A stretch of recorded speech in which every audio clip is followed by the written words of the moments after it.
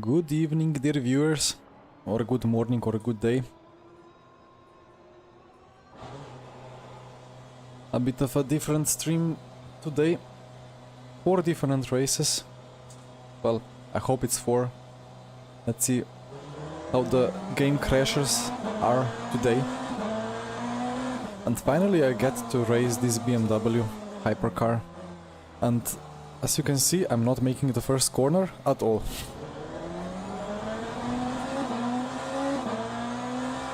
And before I go on about why that is the case, I'm not on wets, but let me actually just quickly fix this and open the chat. There we go. Hello Zain. Yeah, this is really nice. Like now the softs are gone from hypercars, except for Le Mans and Spa, which is like it's in real life. And the mediums actually work like they do in real life. There are no blankets, there is no grip on cold tires, so first corners are interesting, and it's probably going to be a single running quali, like multiple laps, but just one outing. And please tell me that sound is fine. Why is this opening here? Okay, the sound is fine.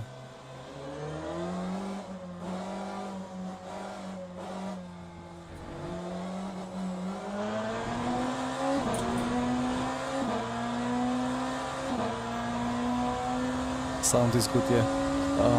Yeah, I don't know, like 2 weeks ago I had that weird thing from this main mic when it was sending more sound to left ear than right ear. That's not a great breaking point.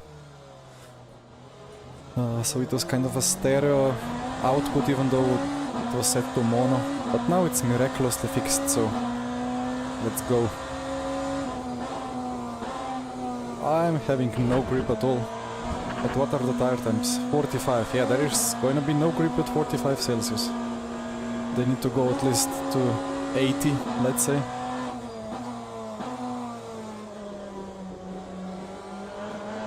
Is the track cold or what? 26 track. It's not that hot, but it's not cold. That's gonna be interesting in quali.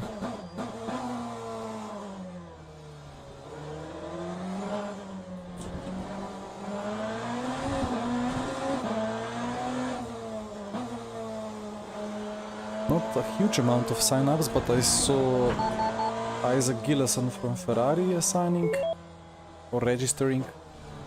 And there was Mr. Kurjan also, who is a fast guy, but he took the Glickenhaus. So he's not gonna be fast.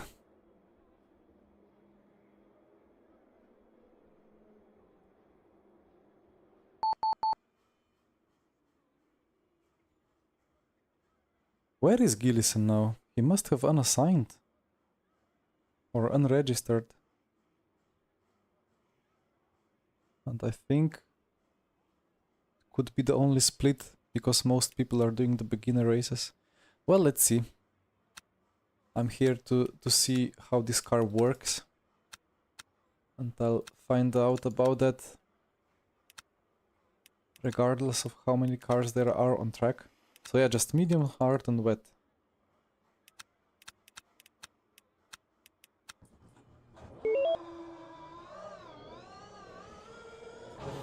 It feels like it's fully wet.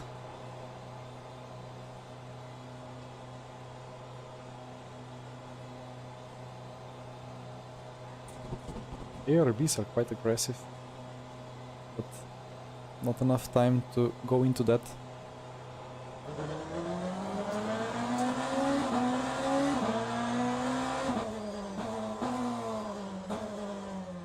Hey Victor, yes.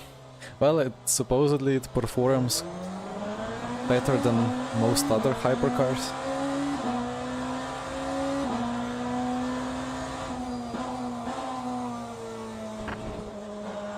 Not when tires are cold though. I will put this HUD. I hope it's visible. It should be visible on the stream. Why is... Ah, come on. It's switching the monitor every time. I need to fix this clash between the Rafa logo and stuff. I'll do it eventually. But the temperatures are kind of visible. And they are not going up quickly. Now on cold tires it's so easy to lock up the fronts.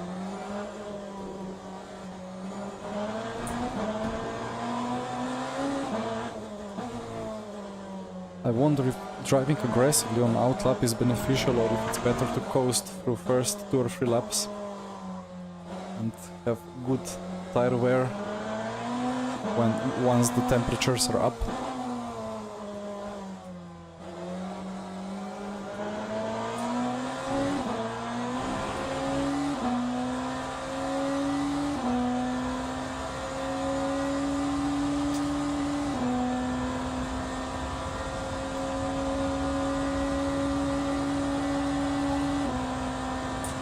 Brake early.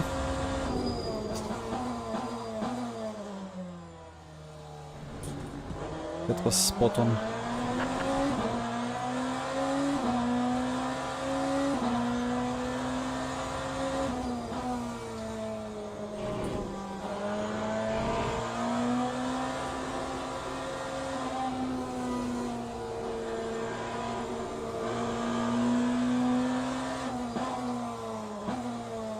No grip. Yeah, probably the last lap will be the most important. The tire temps are just not going up.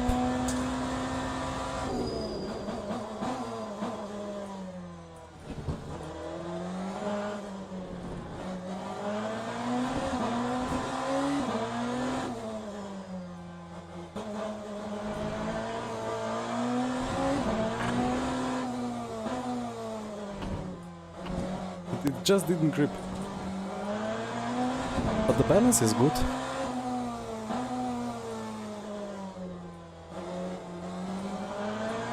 Maybe a bit understeery on coast and slightly snappy on exit. But I can also always increase TC. Yeah, especially that, yeah, Victor, the power sliding and so on. It needs to be almost minimum slip.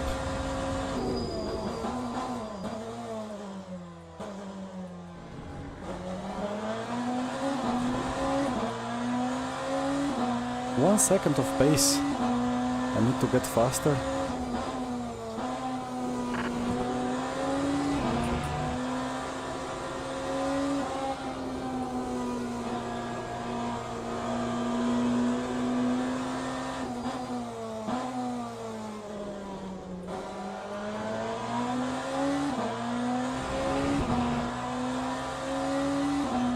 Maybe other cars hit up the tires better. I don't know how that works.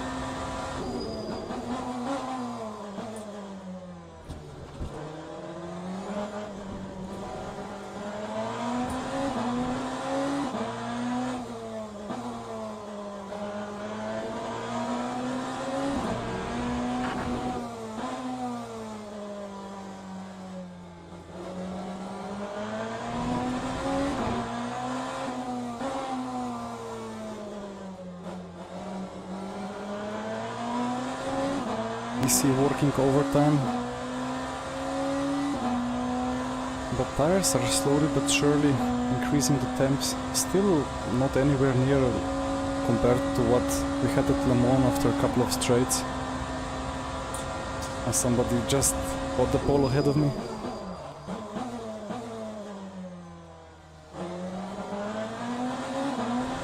No, the rears are locking.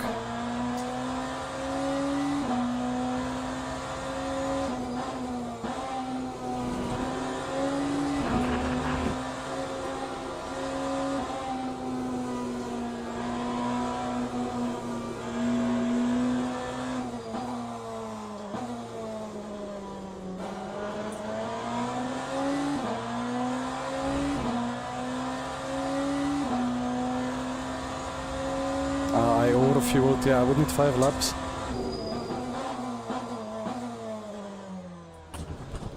but I'm only getting one more after this.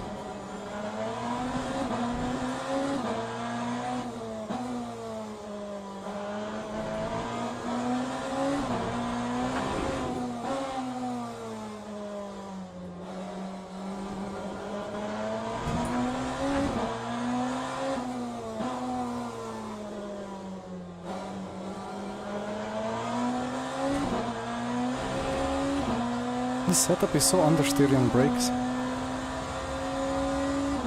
Ah, too much deploy.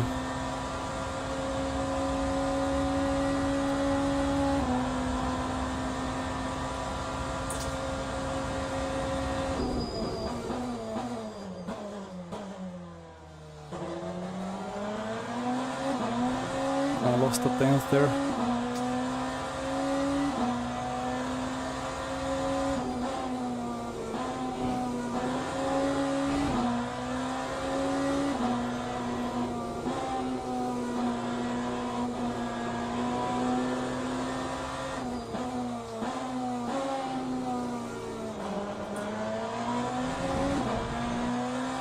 And this is quite a struggle.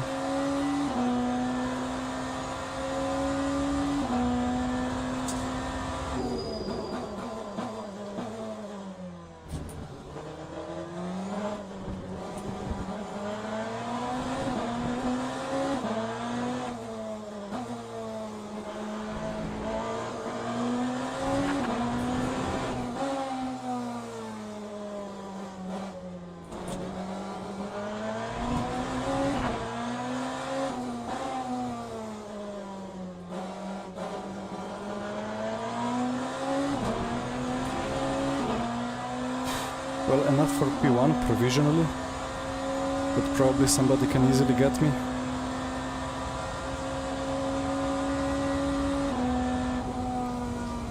Yeah, the grip just doesn't come to the tires.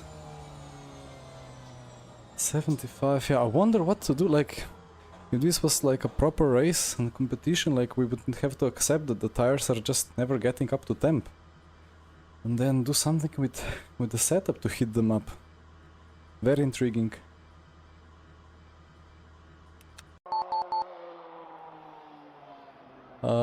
I don't think pressure's actually working. I mean, pressures work like in real life. The softer is, or like, the lower is the faster until the tire disintegrates. So I guess just the tire disintegrating part is not implemented. Ladies and gentlemen, please start your engines. 34 minutes. What were the lap times actually? 2 minutes. Time to calculate. But 34? 32? 34. Divided by, let's say, 90. Are gonna be 23 laps. And the fuel. 8. 65, yeah, like 67 I suppose I need. Because I was burning a bit more hybrid.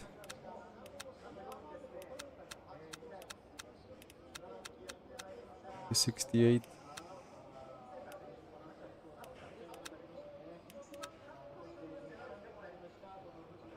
Ah yeah, I need to pull the DAS and get some 10 degrees of tow in to build up the temperature. Ah, you mean that, Victor, about the pressures. But actually, like, lower pressure means higher temperature, no? Because there is more flags going on and more temperature building up.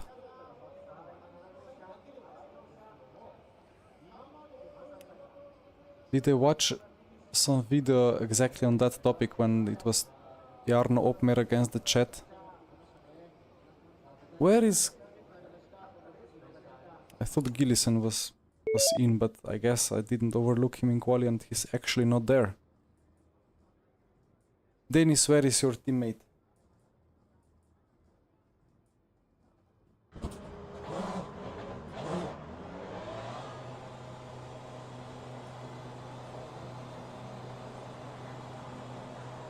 No, but yeah, I heard like a little bit of that chat, like I think it was a short video from it and there was so much confusion going on in that Opmer video. The start is quite early here, right? I must not get asleep.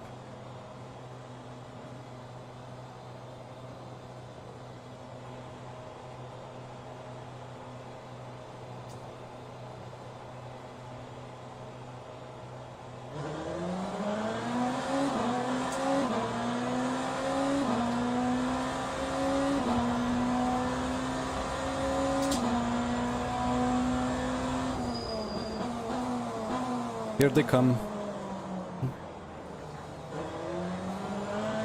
Okay, I survived. So tires preheated to 50 Celsius. Still not much grip.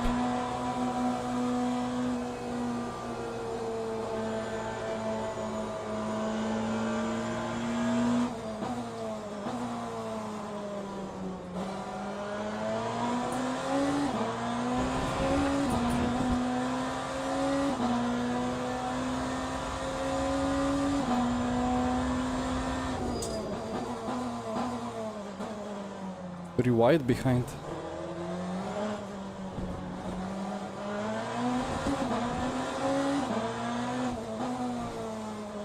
What's going on with these entries? Like, whenever I'm kind of touching the brake a little bit and trying to rotate, it just doesn't rotate.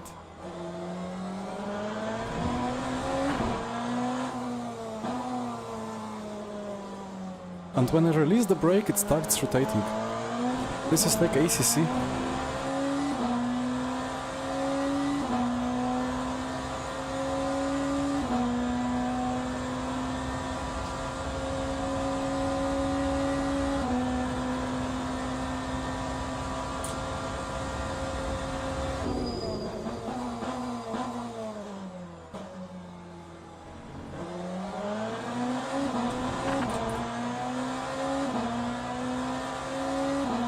Victor, they are simulating the outlap or something.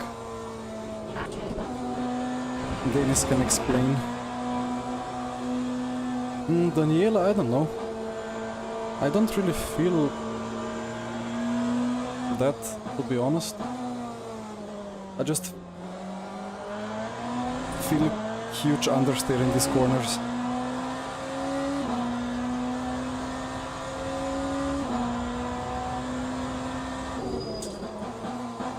He's coming to kill me, and he killed himself.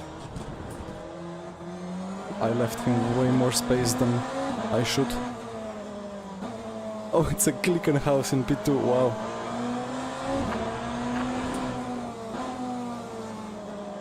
He's fast. Did somebody BOP the Glickenhaus?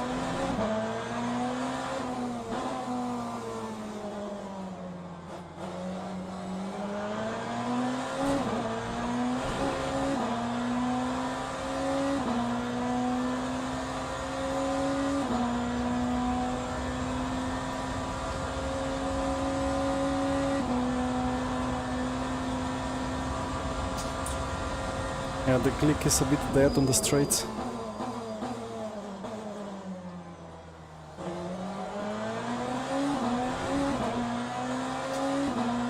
To manage the battery a bit more.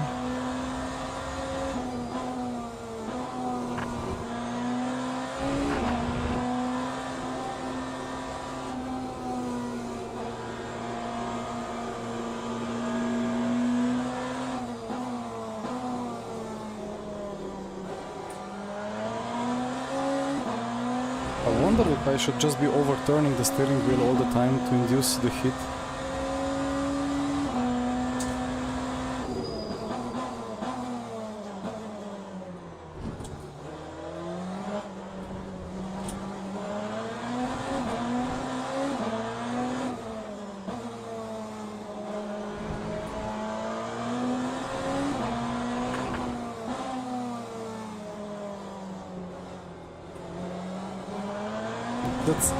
That's such a shock, like seeing the Glickenhaus behind. I raised Glickenhaus a couple of times and it was always 2 seconds of pace.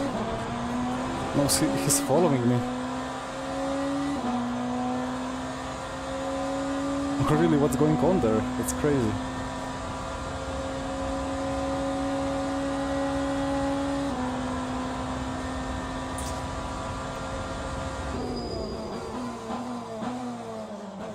And he's outdone it.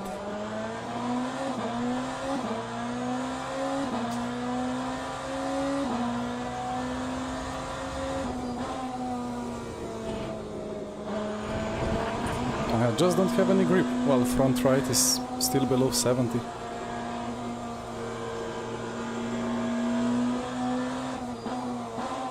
Here, like... Yeah, okay, that was a lockup. Didn't brake hard though.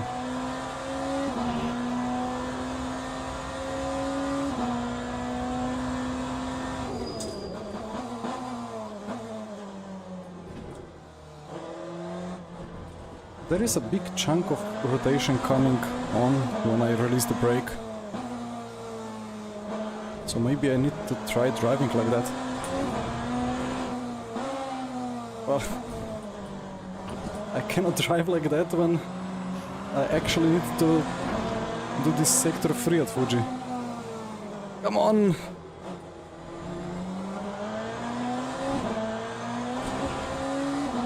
Well, I guess the race against that Ferrari will be a bit BTCC-like.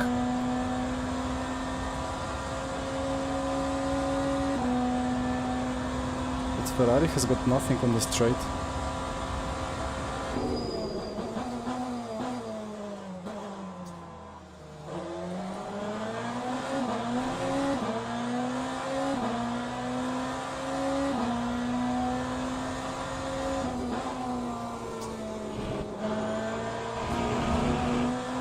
Okay, front right has peaked at just below 70, it's not gonna get any hotter. Look at that Ferrari. He can just carry so much more speed.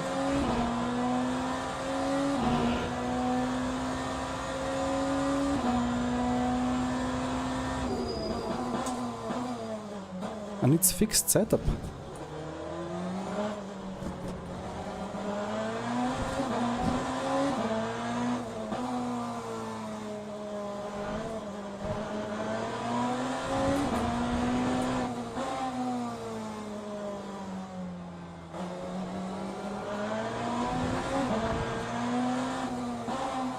And he's diving well. Let's see what happens on the straight.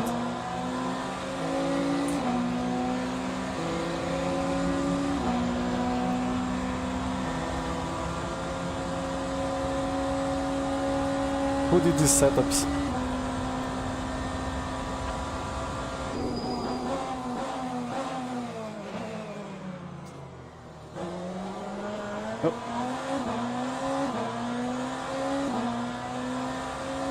I didn't want to push him out,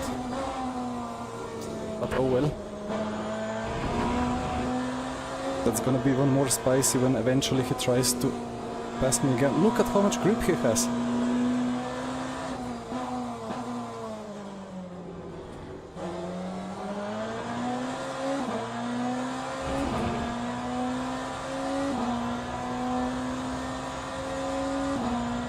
Yeah, Daniele, I'm sure there are still significant improvements possible. Sometimes it does still feel kind of like RF2 in the way that the tire is kind of tripping over itself. Like it grips suddenly. And then, yeah, I don't know, that's exactly the opposite of what you were saying. But to me, sometimes it feels like it momentarily grips a lot and then suddenly loses it.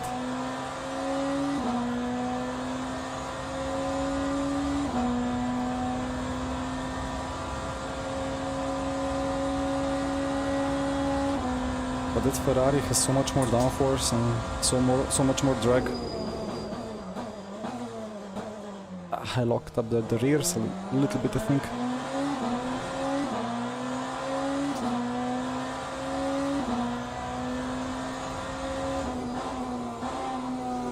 Wait, did I overfuel? Did I completely forgot to set the fuel correctly?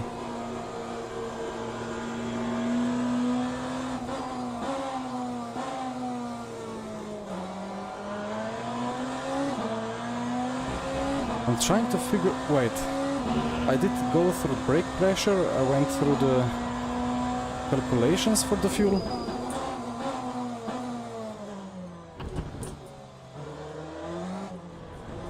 I cannot recall myself actually adjusting the fuel. No, but I did. I went to 60. I clicked. I don't know. But well, it says I have fuel for 20 more laps. But this is not gonna be 20 more laps.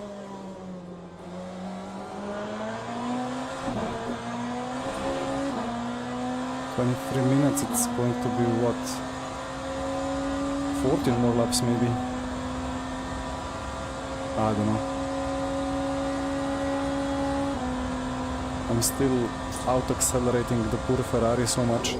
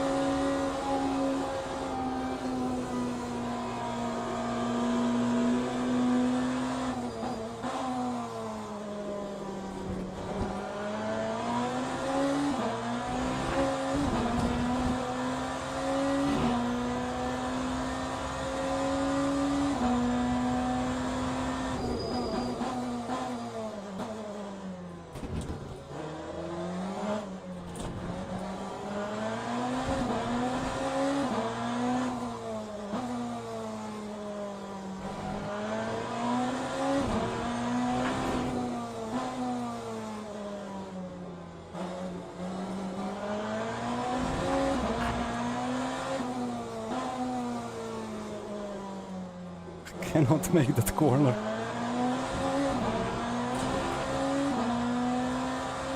But front left is up to temp, kind of.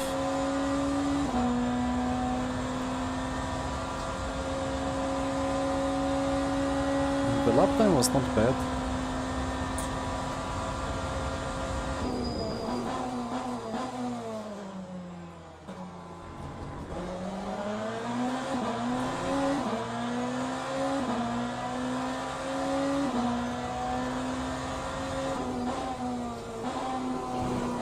Well, Daniele Estre was doing it in his quali lap, but probably in a different phase of the corner. He's attacking.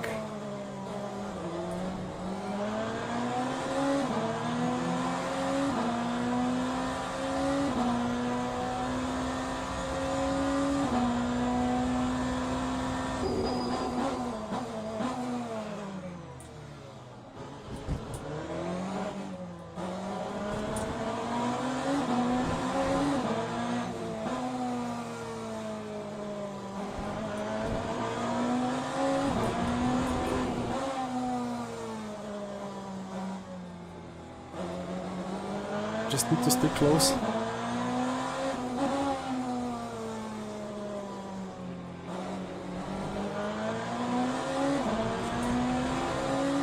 Would be close enough. Ah, well, I like to rant about the tires as well. What is my drag advantage now?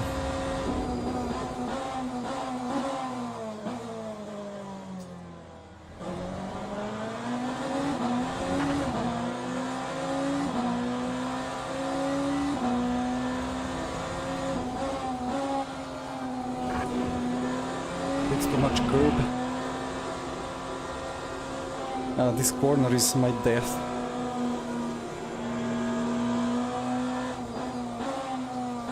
On this one as well. I'm so gentle on the brakes and they just lock up.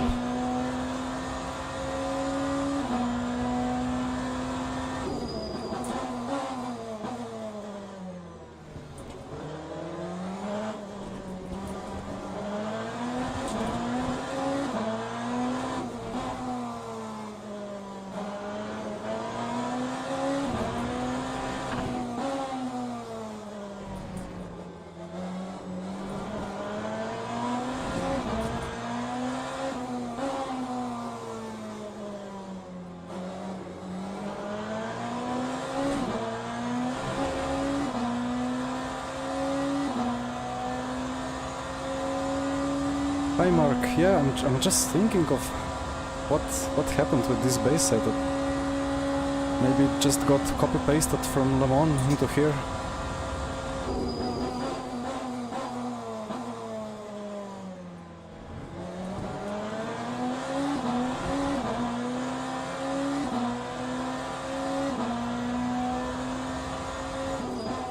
Time to play with the ARBs a little bit.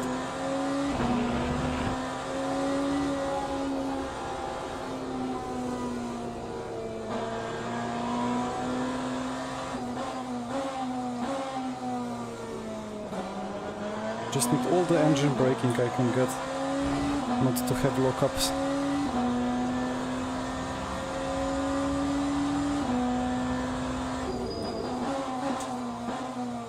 Well, I don't know, this is just fixed setup.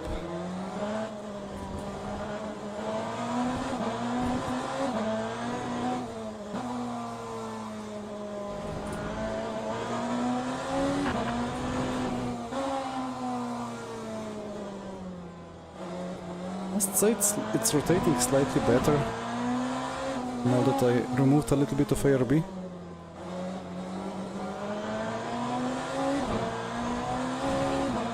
Let's remove a click more. Let's look. 10 is potentially a bit high, I don't know. Maybe a bit more, less cut.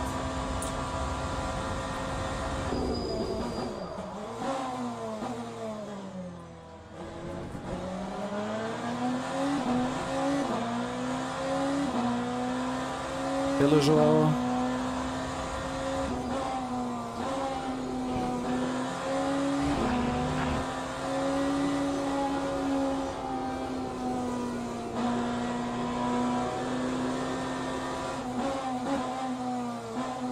Oh, this is a lot better now.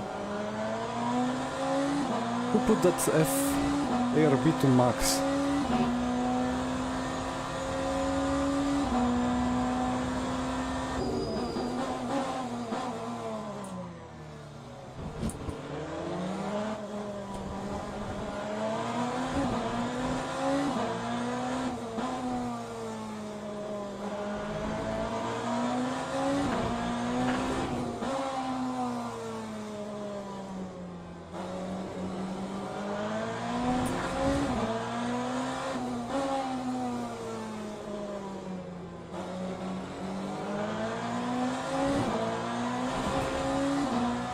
Alright then, suddenly a little bit quicker than before.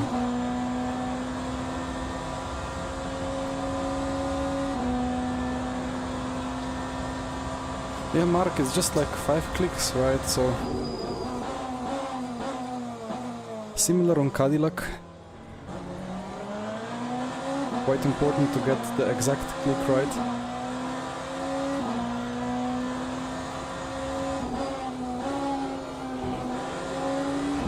Oh, where? Wanted to say where are you going, and then I went and did the same.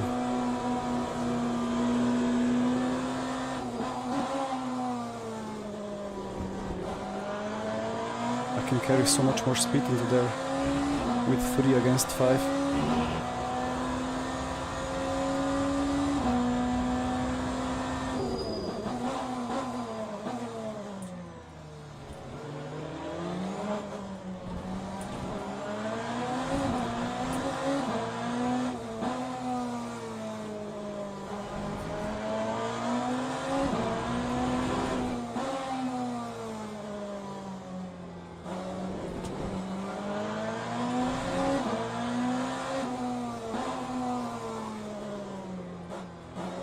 It's going very wide every lap. This should be an opportunity. Let's see if he defends. Of course he does.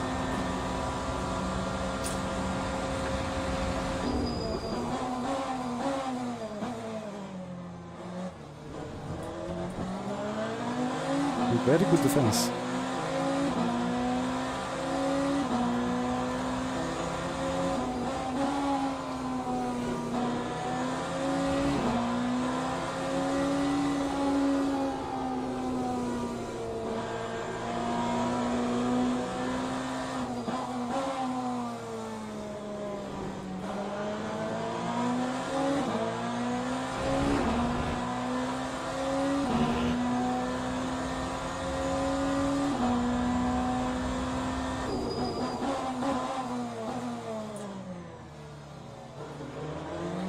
I have not properly understood the ARBs yet in this game.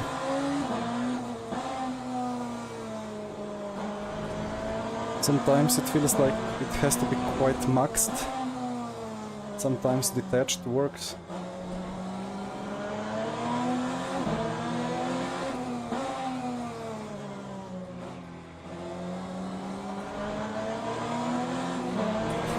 Oh, that's too close.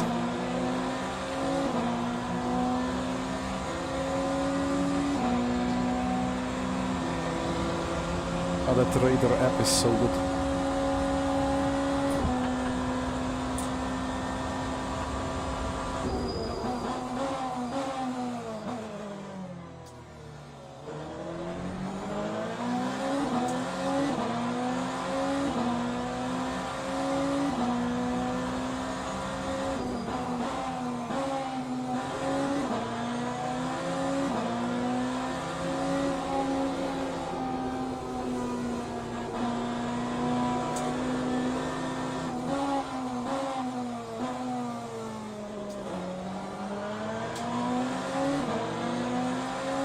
Still has some mid-speed corner performance advantage.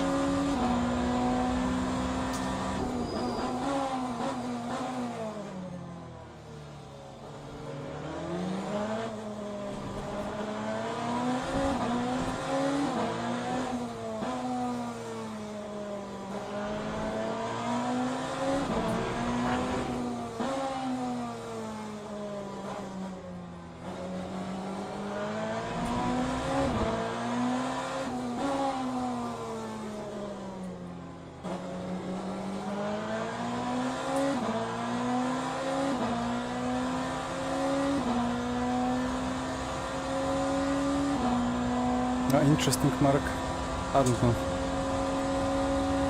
I think I had 4-1 on Cadillac, 5-1 for quali even for Le Mans.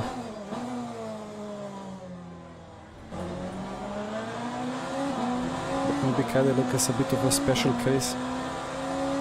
Slightly more oversteery car overall.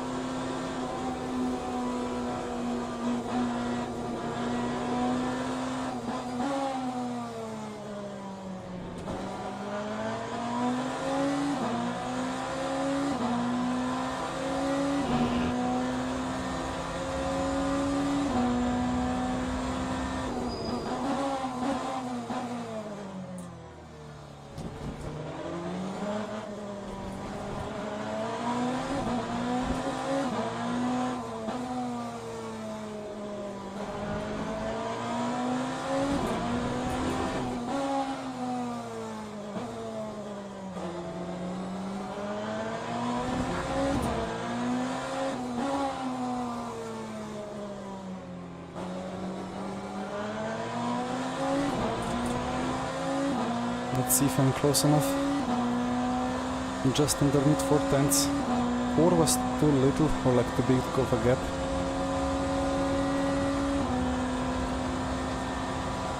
Slightly too far.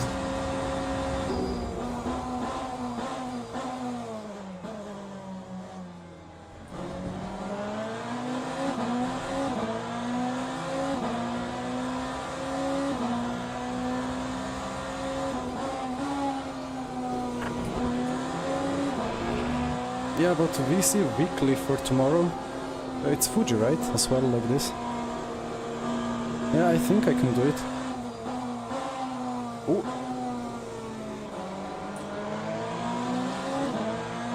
I don't think there is a contact.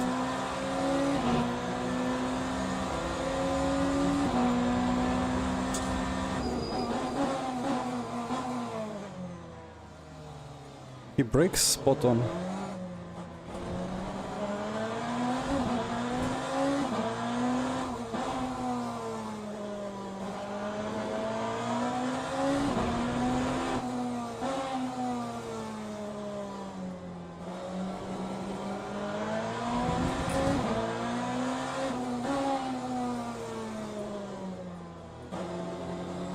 He struggles in this corner so much. Well, another chance. much closer. I don't know what to do, I need to go around the outside because he just nails the braking zones.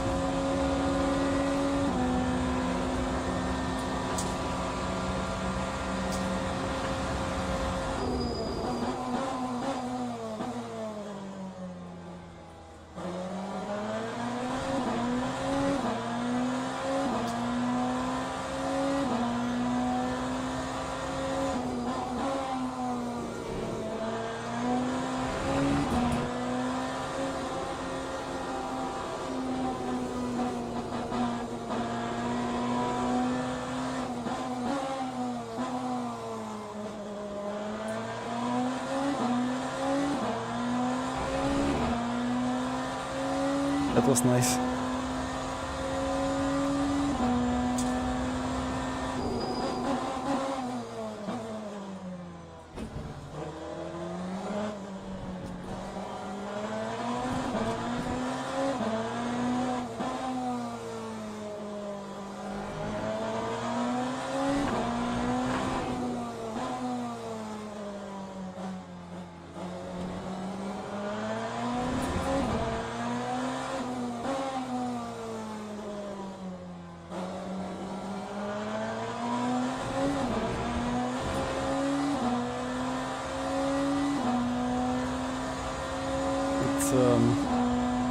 Kind of reminded me of that historic racing thing where there is barely any grip but a lot of power and very long braking zones.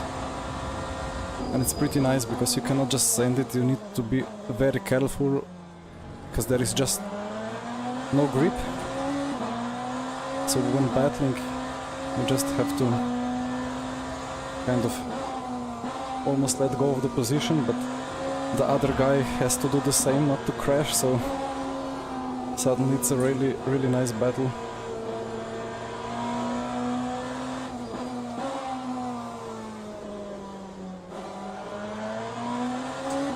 Now I think I should have a little bit of pace advantage.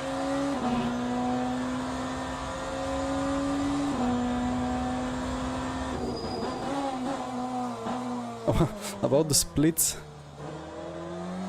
Yesterday it thought I should be P4 and I was P3, so I gained like 25%.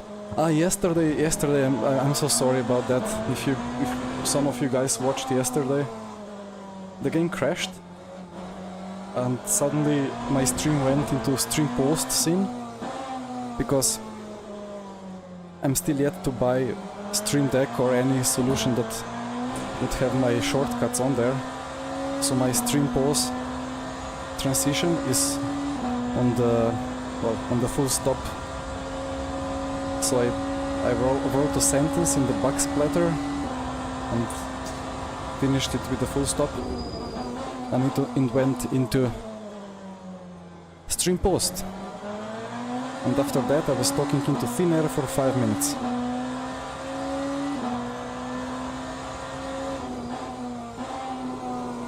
So yeah, it was still quite surprising to see, despite me failing the strategy a bit yesterday.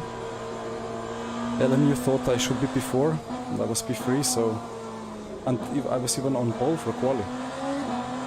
And then it was big plus. So I recovered those minus 60% that I lost due to crashes on previous special event and the game crashes in the update week.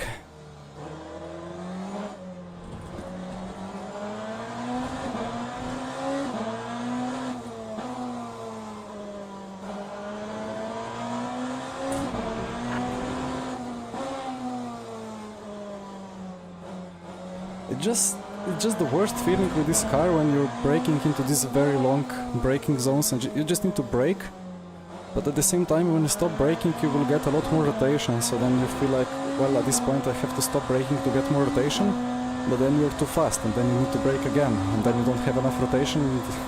Just a vicious circle and so difficult to get out of it. You just need to nail the braking point.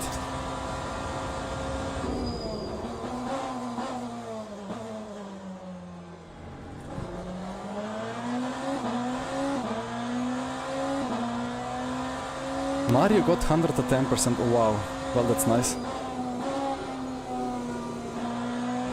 And yeah, about the HRRC. Exactly. Braking zone at the end of the historic Le Mans Mulsanne Straight.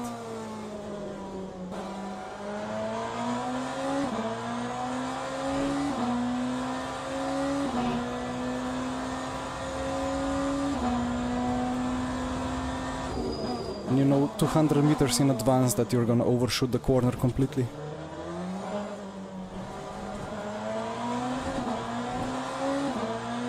About the strategy yesterday, yeah, it took me like extra half an hour after the race ended for me to fully figure out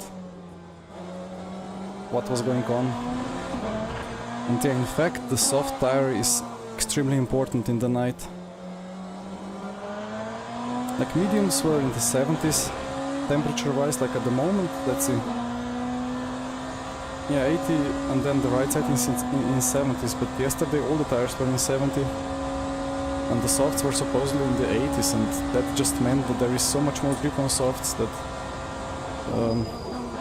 it very easily recovered the 12 seconds lost due to extra tire change. And that single medium and then 1.5 soft and another single medium in the end strat was surely the best way to do it.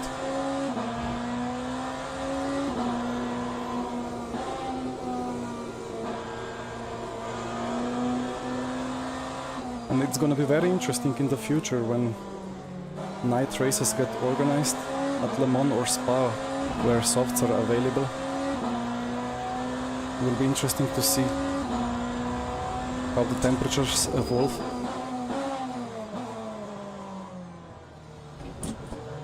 That Peugeot will not move over, right?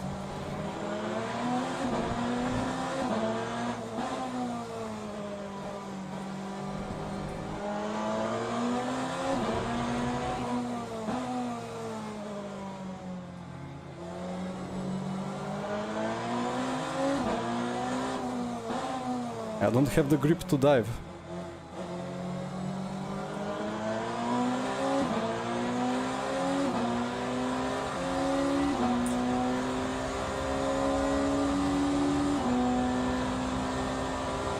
He has some good top speed.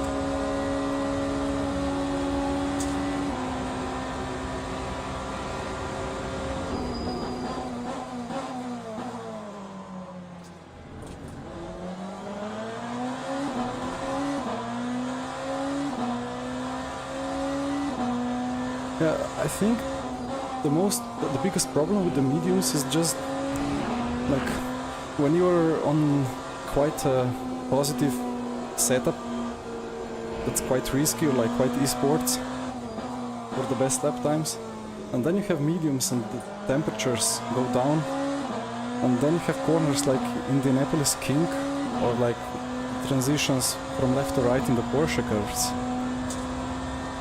or braking zone into Mulsanne hairpin, and you just cannot know if the tire is gonna grip or not, and suddenly it can just stop gripping. And yesterday I had like a huge code brown moment in the Porsche curves, and when I did the same special event on Friday I had two massive front lockups into the Mulsanne hairpin.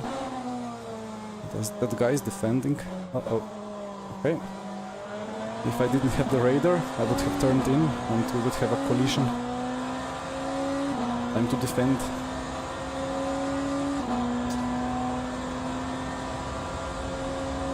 Oh, that was the last lap.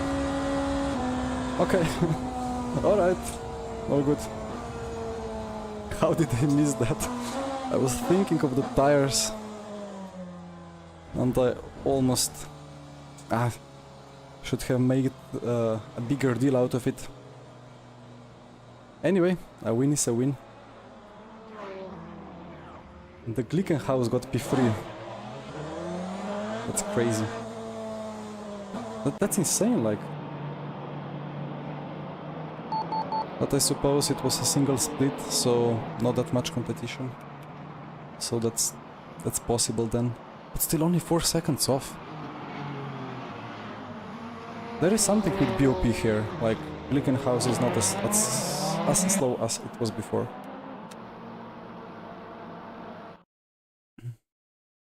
Yeah, the nearly depends on track temps. I think with like 45 or 50 track temp, then even soft would be slower than medium. Supposedly they will further fine tune the compounds and improve them.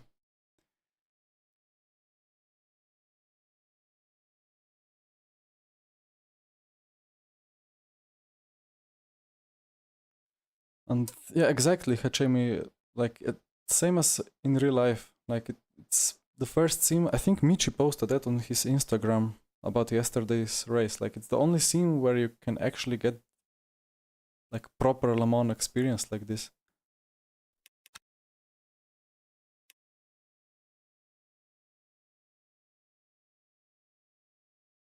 Well, fair point about the Glick BOP.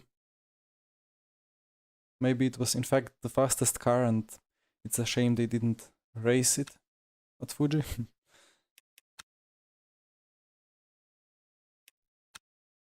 So now we switch to the beautiful GTEs, and I'm gonna drive a nice red Aston.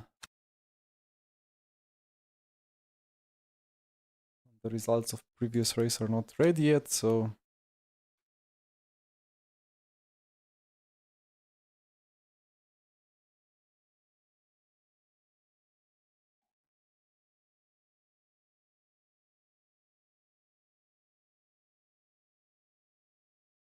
it's open set, but I have something that's supposedly drivable that I can click and use setup wise. Yeah, I really love the 50-50 weight balance from Aston Martin. I don't know, it just feels so good. Ever since I first drove the car back in, I guess, 2018 in RF2 on the old tire model. Despite all the slip angle issues, it felt really good on that car.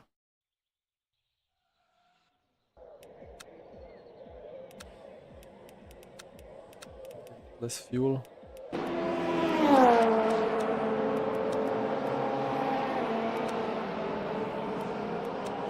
Tires are soft, okay. And I need a bit more forward. Yeah, the GTEs have cold tires as well now. I don't know what's crazy brake bias, to be honest. Check one more thing. Controls calibrate using wheel range from vehicle. That should work on GTEs. Alright. Oh, and the FFB will be quite high.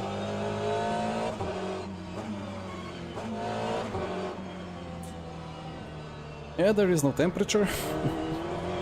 It's so good that this is like properly built in.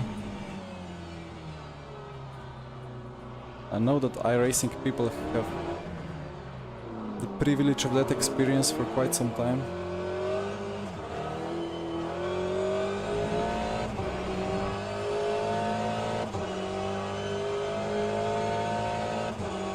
Thank you, Timo. Well, I don't know. I think the crime against humanity is fixing the camera position so that half of your monitor is blocked by a pillar. Because in real life it doesn't obstruct your vision because you're moving left or right a little bit, so the brain can visualize an image without the pillar. But here it's just like blocking quarter of the view. So, and I paid a lot for the monitor, so I want to use it.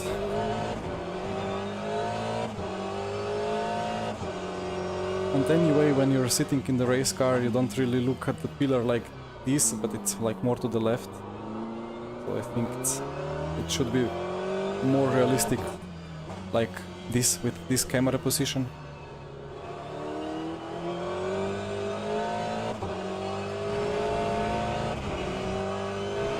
Is this flat out? Could be. I I missed the curb on the apex a little bit. Yeah, about 47 brake bias, I don't know about that. Well, I have not raced much, but currently I don't have problems with 51.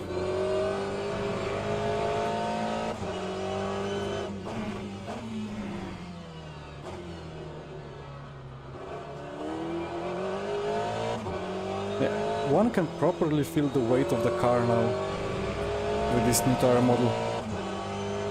And on the old one, before the update, it was just so strange. Reacting so quickly and the rear just getting loose everywhere and drifting around. But this is such a nice experience. Kind of makes me want to do like VC weekly event, maybe with GTEs instead of the hypercars.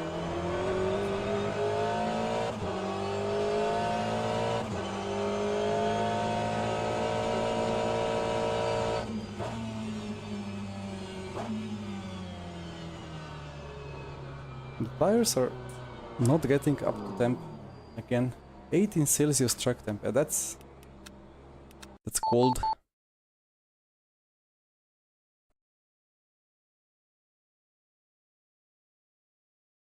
You struggle with the same pillar in real life. Well, fair enough. On my Hyundai, I do struggle with it sometimes as well. But it doesn't cover a quarter of my whole viewing position. It covers like, I don't know, 3%. So then a pillar would have to be like a very tiny, like a small black streak, but not quarter of the whole viewing. So I need to win this, otherwise I'm getting massively negative on DR. Does the Aston still like to pivot? Honestly, I have not driven it for much. It feels quite drivable. Much more than before. But let's see what happens when the tire wear kicks in a little bit. But actually, it's hard to say now anything because that track temp or tire temp just affects everything so massively. That's kind of the main focus point if the track temp is actually going to be 18 only.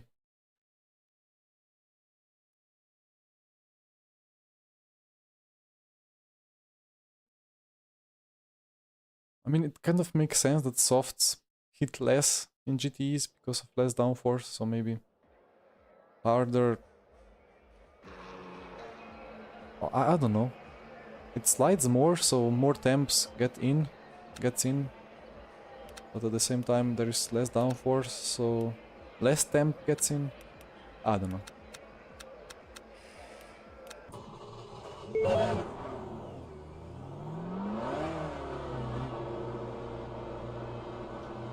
$17.4. It's going to be a cold one. Which Hyundai do I have? It's a very old one. It's Hyundai Accent, year 2004, with 105 horsepower. So it's almost got 1 versus 10 power to weight ratio. And it actually sounds really good, like 5 or 6,000 RPM.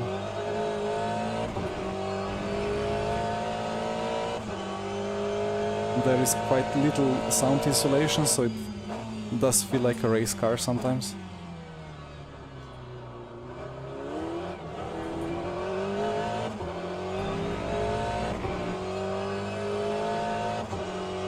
I did not have the privilege of driving a Honda Civic yet, so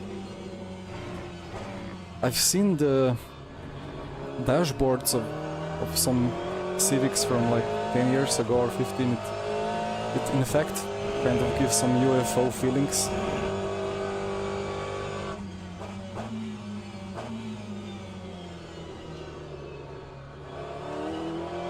I can brake quite a lot, like trail brake. It doesn't lock up, that's nice. the rotation is quite positive.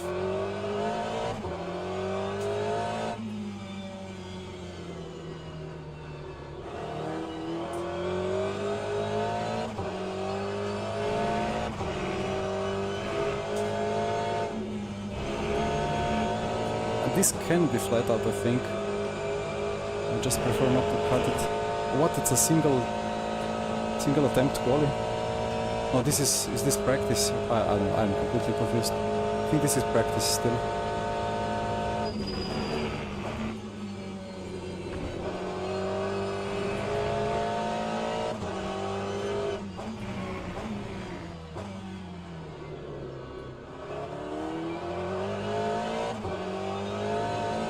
It's so good with the Aston, like feeling the front because it's a bit heavier than on other cars, and you can just like really feel the weight. Should have upshifted. And the front just wants to push away a little bit, but still grips beautifully.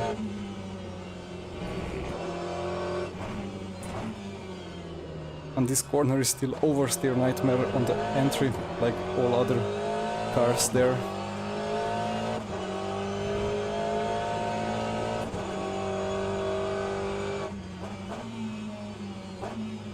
I remember now this track is not the easiest to read the chat.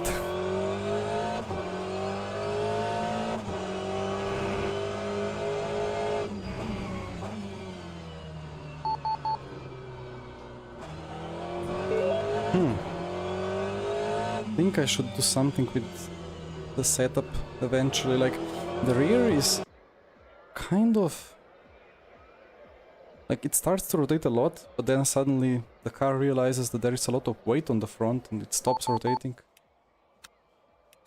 So maybe I could... the preload is max already. Maybe I just put brake bias a bit forward.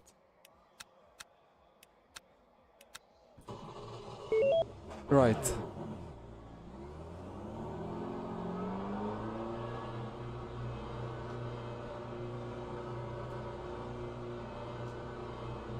Yeah, about...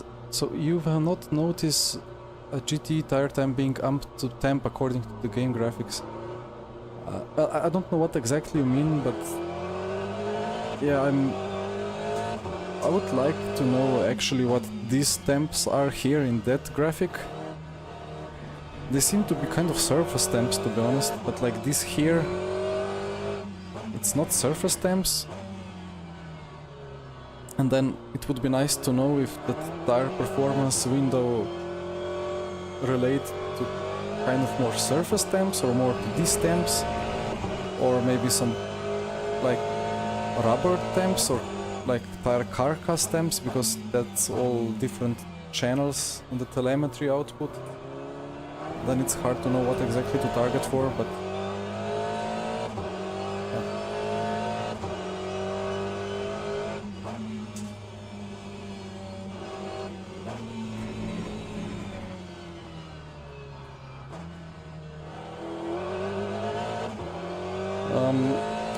so Muffin about ACC. ACC is kind of, as far as I understand, like it's like kind of constructed or like artificially made in such a way that the pressure peak is at a certain value, which is kind of like in real life, but at the same time not really. And then you're just trying to find that perfect pressure window. In RF2 it's all about having the minimum pressures like RF2 and LMU, like as low pressures as possible, and then to be in the temperature window. And I don't know, I would have to test it, but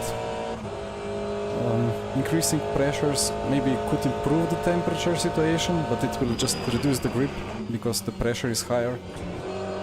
And that's kind of like what's there in real life, like in F1.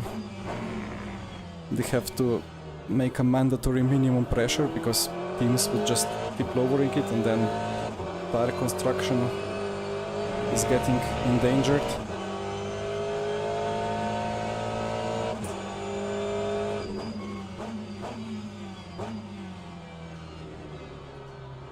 guess this first lap is just like another out lap to heat up the temps, the tires.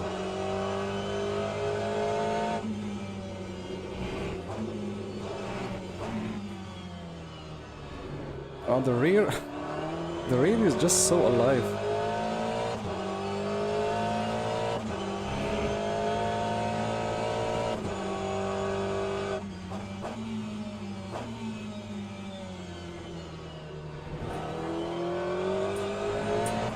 I would like to tighten differential coast, but there is no setting for it.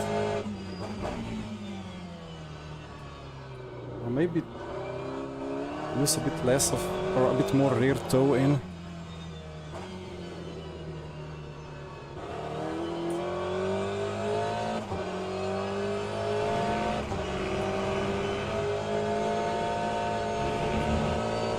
Yeah, this one is flat out.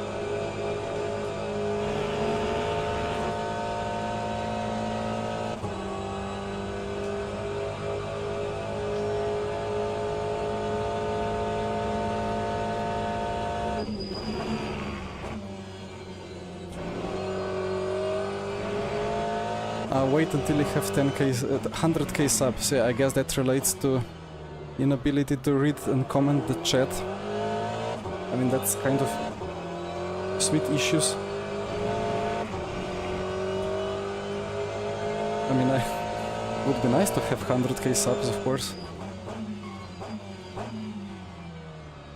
That would imply that sim racing would grow to like crazy size.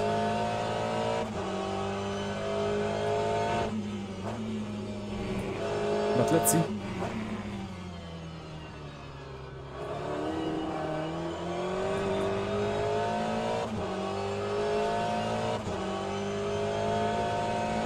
And Daniel, about aggressively warming up the tires,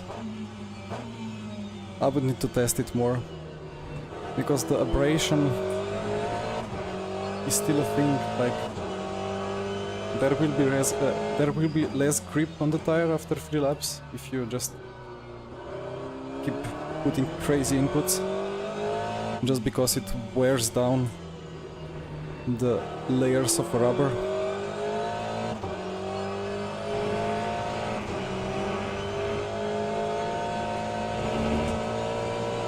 Not enough steering to be flat out.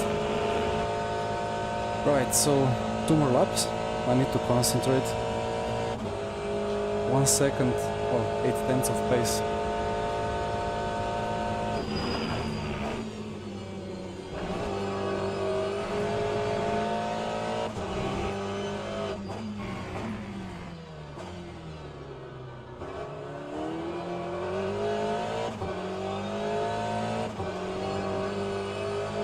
Hairpin right apex was somewhere.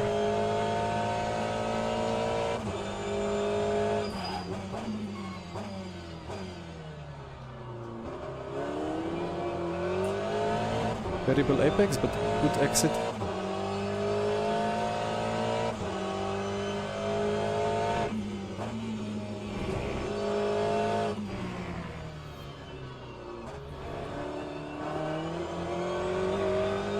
Carrying higher gear into corner works.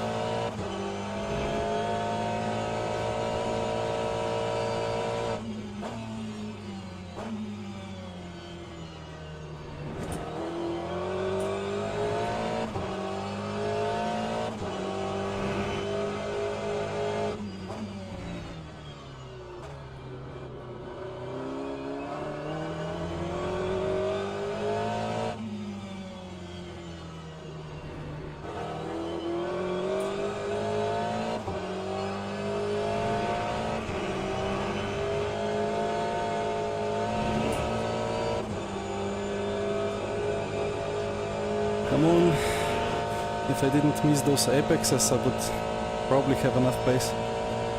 But one more attempt. Yes, but the tires are beautiful.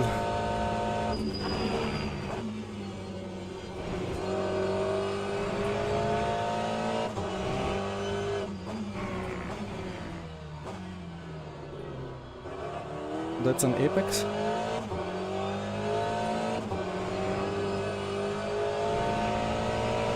didn't gain that much time though.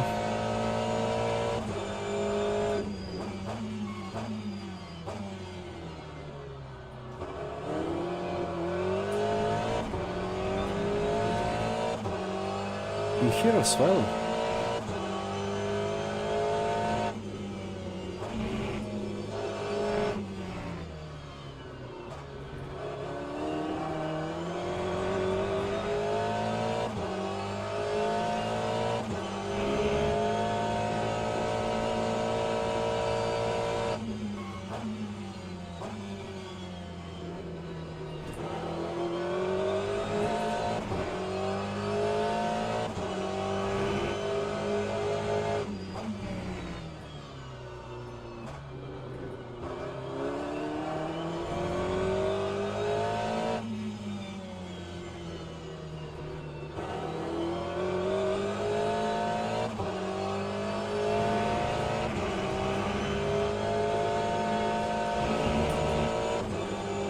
Perfect. Come on.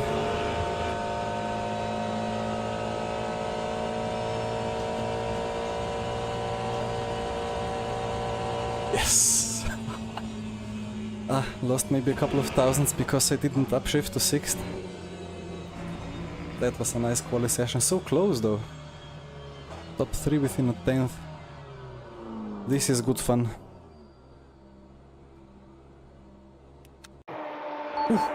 Slightly oversteery, but just carrying higher gears into corners seems to work.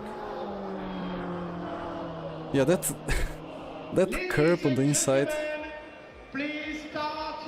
it should not be possible to like carry. I think it's kind of like the old AC, just other way around. Like there you hit a curb and it sent you bouncing for the rest of the evening. But here you take a curb and it kind of loads the tire so much that it actually gains more grip, because it's like once it's loaded, if you have been like overturning and slipping the fronts a little bit too much, then you momentarily get so much load like vertically into the ground because of a bump that it just grips for that instant and helps you rotate. So yeah, that curb in the apex of the last corner here seems to be ultra important with any car that you drive to take. And then the corner is suddenly flat out, unlike in real life. Although, is it flat out in real life? I think just about not.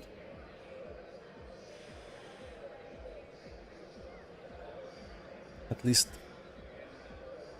with not much of front splitter or front wing. I forgot to calculate the fuel.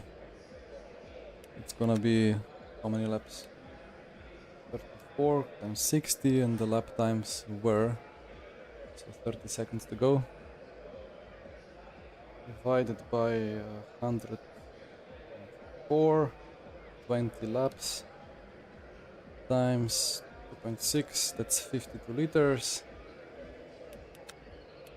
52 only. I mean, it makes sense. I'll take 56. And I hope the soft tire survives. I hope I don't... I surely survived because it's so cold.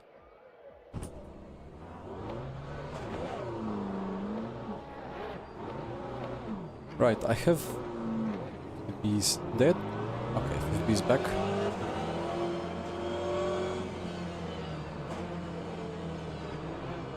Never driven a slower class yet in LMU. This is my first time.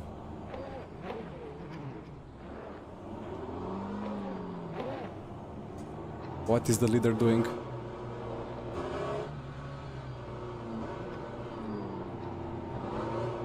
Okay, that's not quite right. What are they doing there?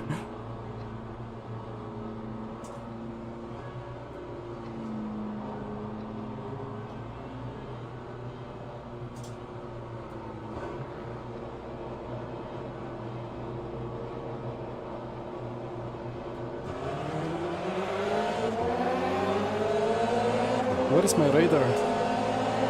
Ah, there it is. Oh, it doesn't show the other classes. Ah, now it shows.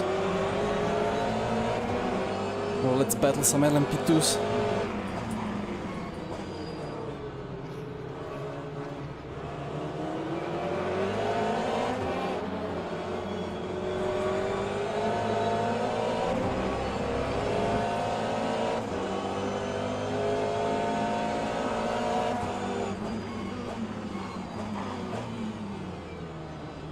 Everyone locking up.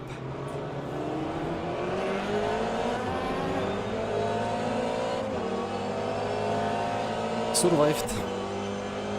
Now I wish they fixed this. Like, they updated this starting procedure, but why didn't they build in some spacing between the classes?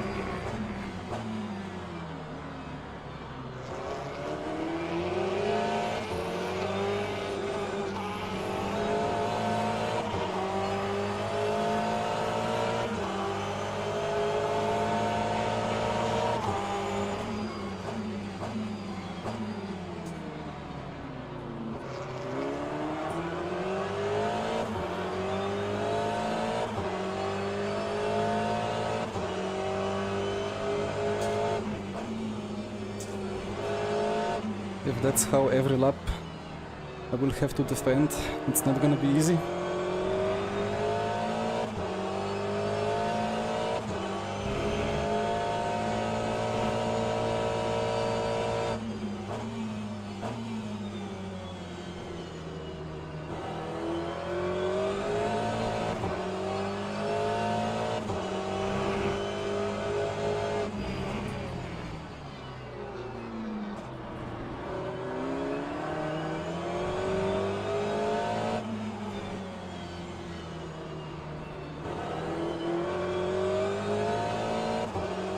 Porsche seems to have some pace.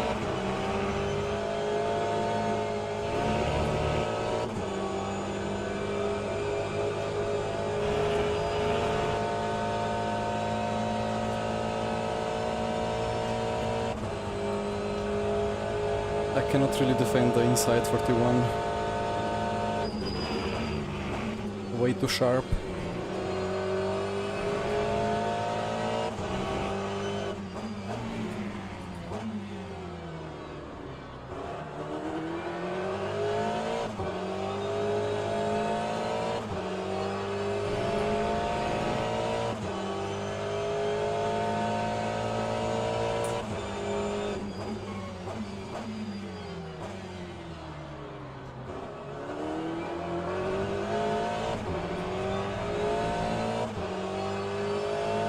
Oh, the Ferrari has died or something. The P3 guy.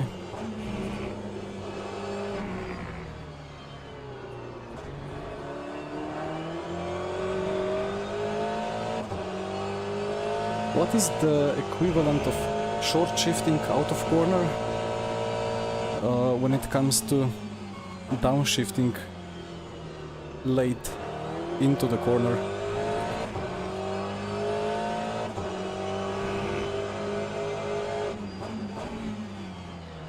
Long shifting, I don't know.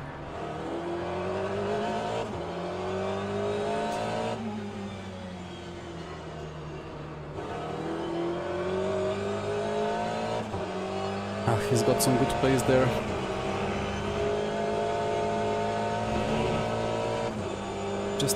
have to keep nailing this last corner and make him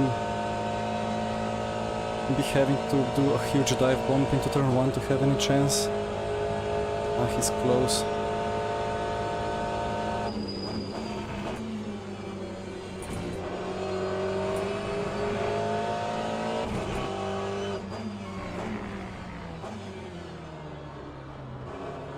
This car feels so good. Like on these new tires, this is amazing. I have to say this is the most fun I ever had driving a GT car in any sim.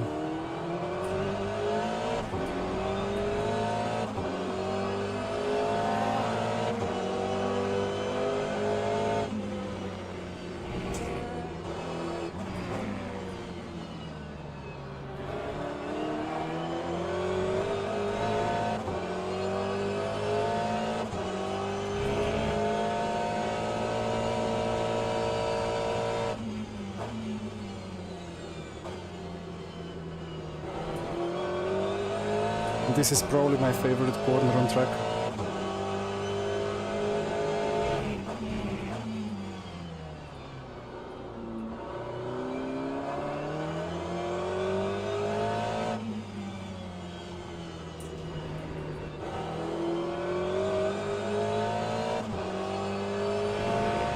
I wonder if Taylor did a mistake.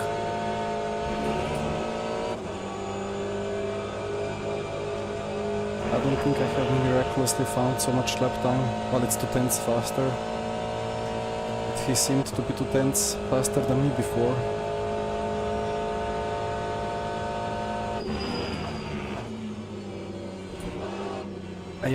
It's a cut, but it was slow enough that it's not gonna be a cut.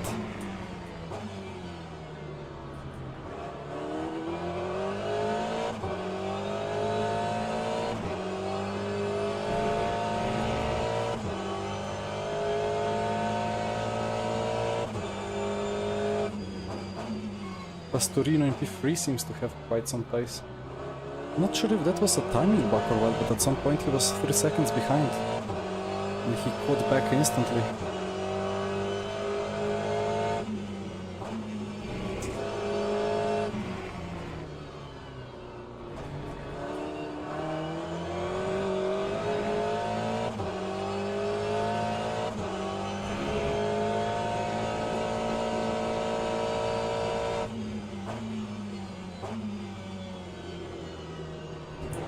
It's so good in that corner, like you go on brakes, you just feel where the grip is, how much you can brake, FFB tells you, and then you just start to turn in a little bit,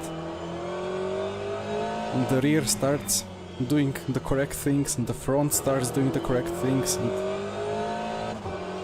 it's just so good.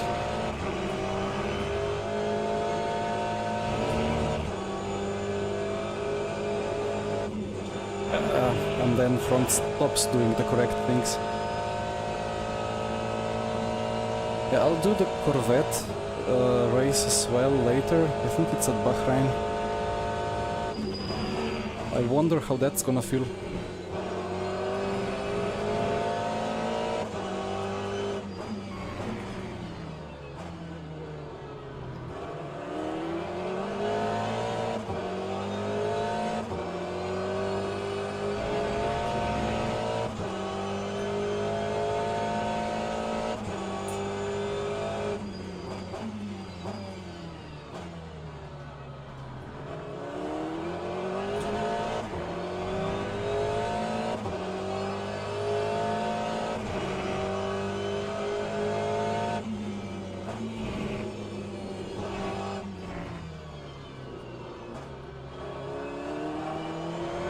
Constantly getting those back warning messages, but they never go yellow.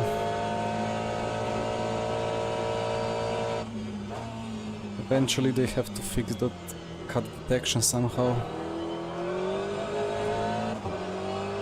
And then it's either bright yellow or bright green, and you need to distinguish if you have to lift or not lift. And it's off the viewing point and it's impossible to tell between the colors.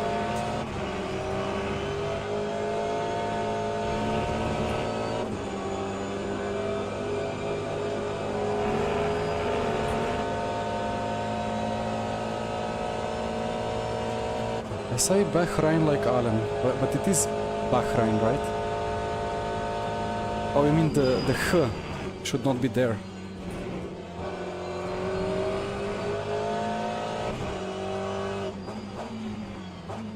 Well, I mean, when Slavic people see an H, we say H.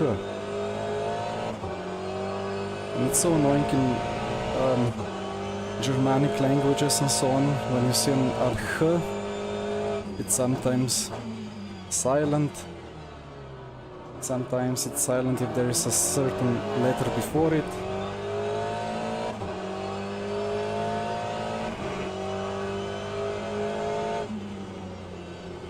And I have again stopped focusing because I'm talking about the grammar. Or did Adam actually gain quite a lot of lap time there?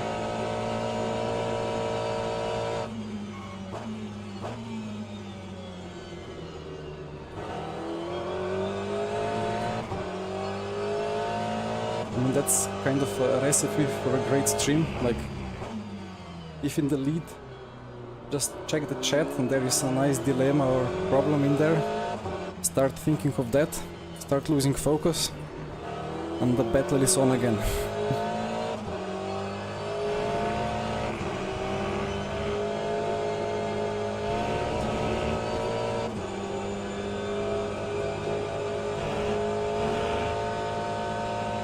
Yeah, we need to check some shakes live streams when they walk around the track or something. I don't know what is the Bahrainian social media like.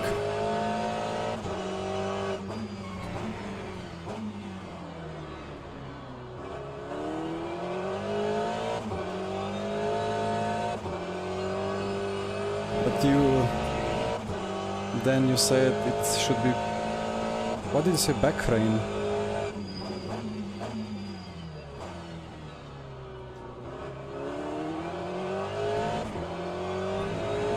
Oh, Taylor went off.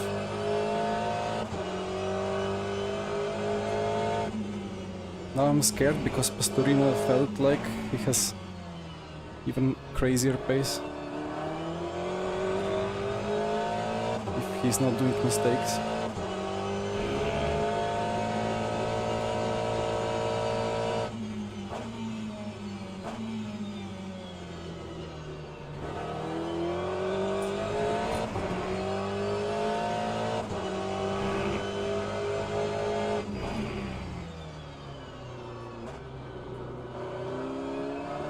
I mean, it's kind of good when I start talking about languages, because it means the car balance and the physics are good enough, so that I can focus on other things.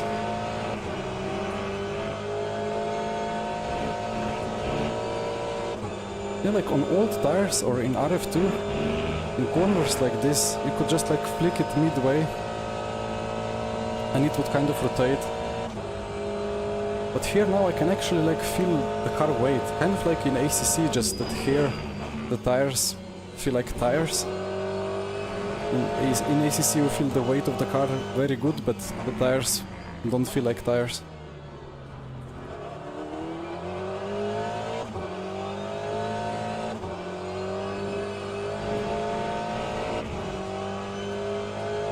Porsche oversteering, Poppy. I mean, not the first time that Porsche would be oversteering.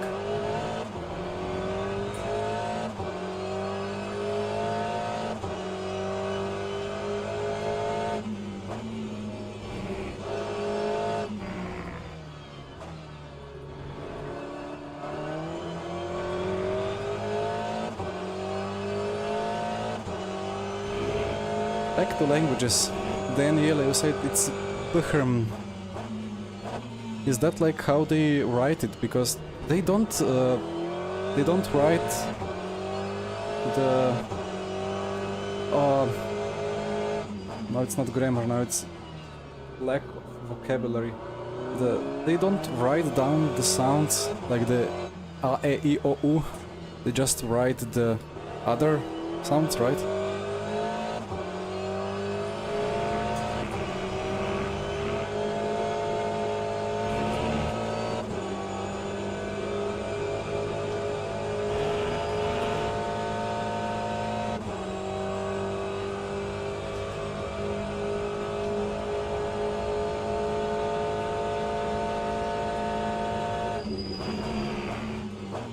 It's vowels, yeah. I remember. Pastorino is quick. And yeah, Sapti about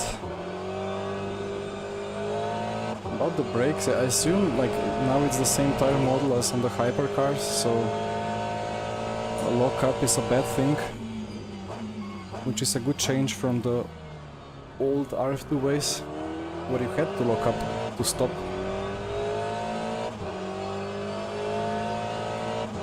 Well, let's see how the Corvette feels. If you say that Corvette is the worst on brakes, then Bahrain will be fun.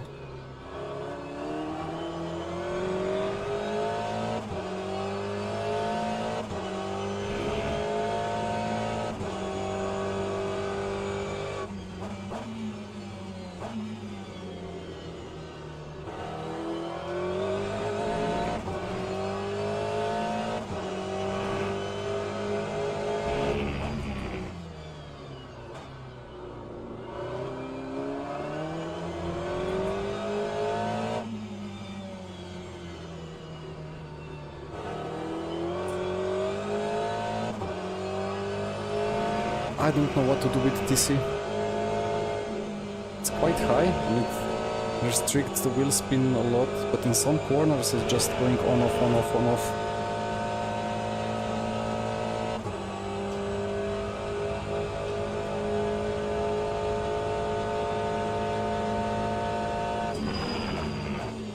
Okay. Wait, the TC has not been updated in GTs, right?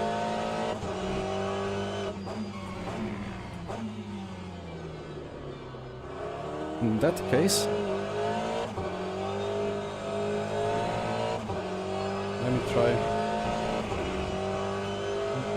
one cut.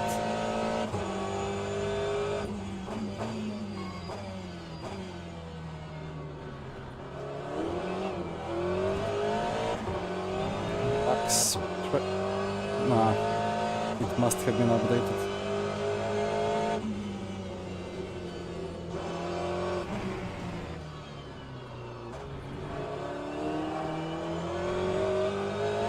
Now it was too restrictive.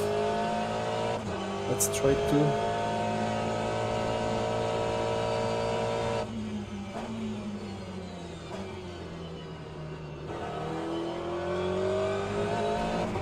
Still quite restrictive, although that was kind of higher speed exit. Here it's struggling the most. Ah, but this already feels more stable than before.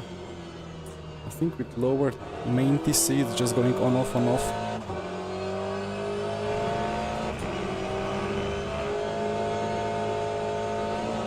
Is the curb on the apex?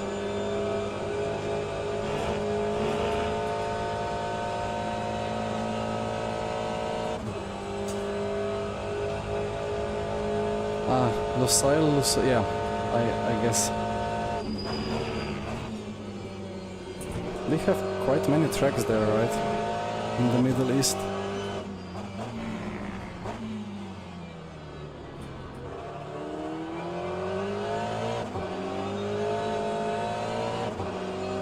Right hand is much better with these TC settings. More predictable.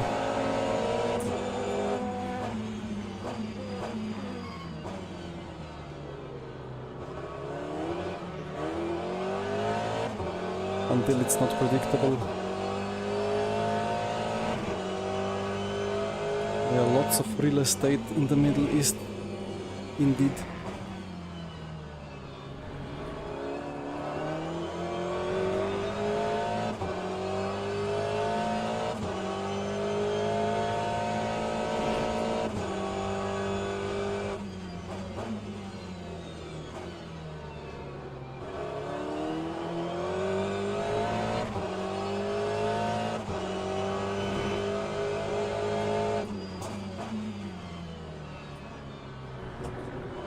Yeah, I don't know what to do with brake bias. It still feels like slightly too pointy early on in the entry, but then I'm locking up fronts more than the rears. So probably... Come on. Oh, that's a cut. Probably I would need to improve the setup more before dealing with the brake bias further.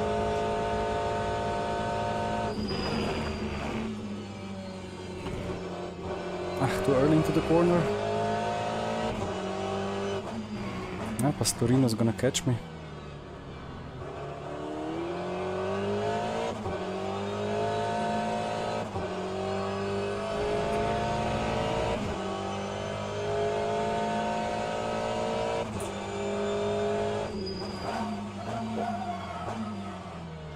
Will not stop locking.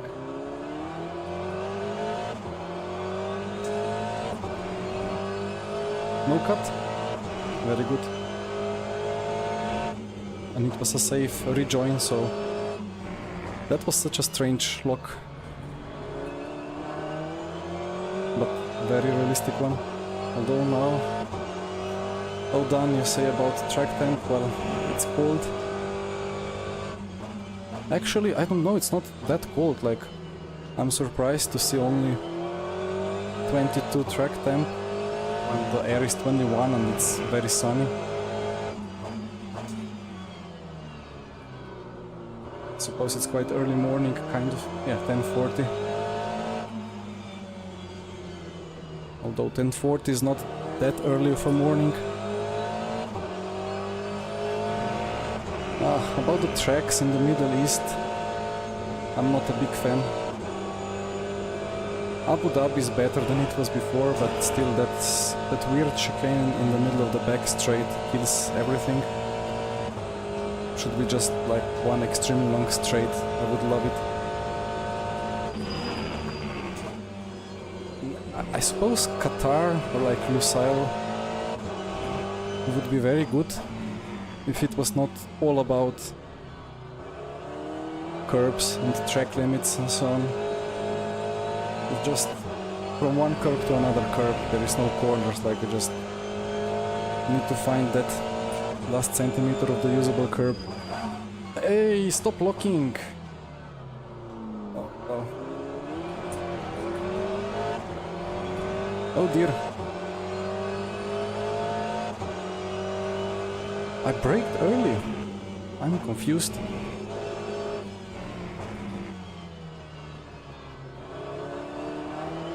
No, I went at that corner like I knew last lap I locked up. I need to be way more careful. And the same thing happened.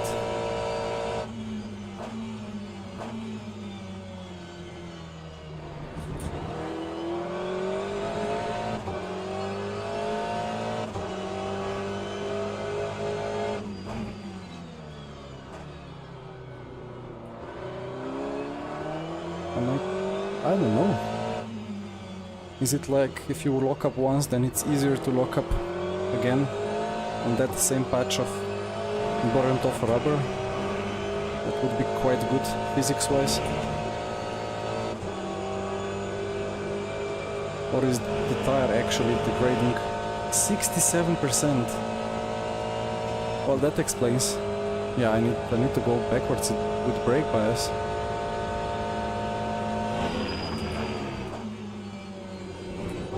I thought it was gripping less and less, but I just could not figure out. Yeah, that rotates better now.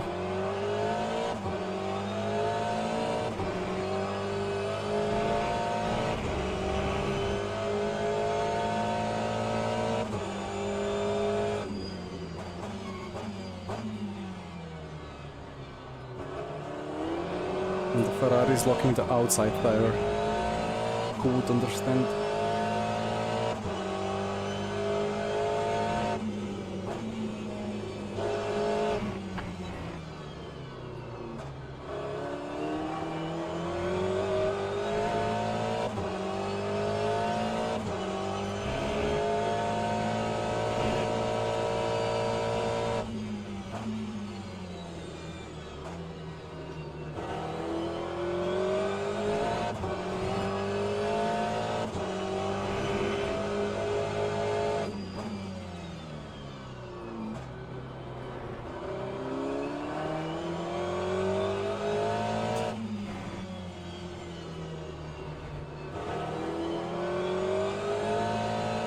perhaps I need to optimize my balance between talking of grammar and Middle Eastern tracks and actually focusing. But yeah, it's quite important here to keep moving brake bias to the rear.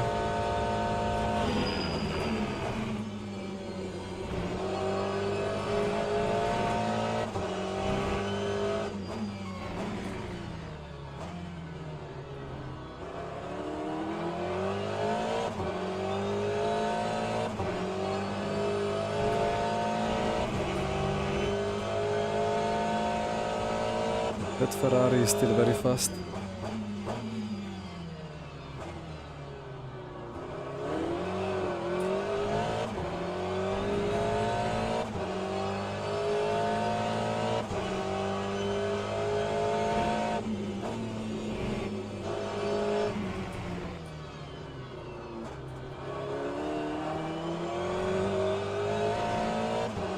I mean, the Delta is still going green compared to my PB. So I cannot blame the tire wear.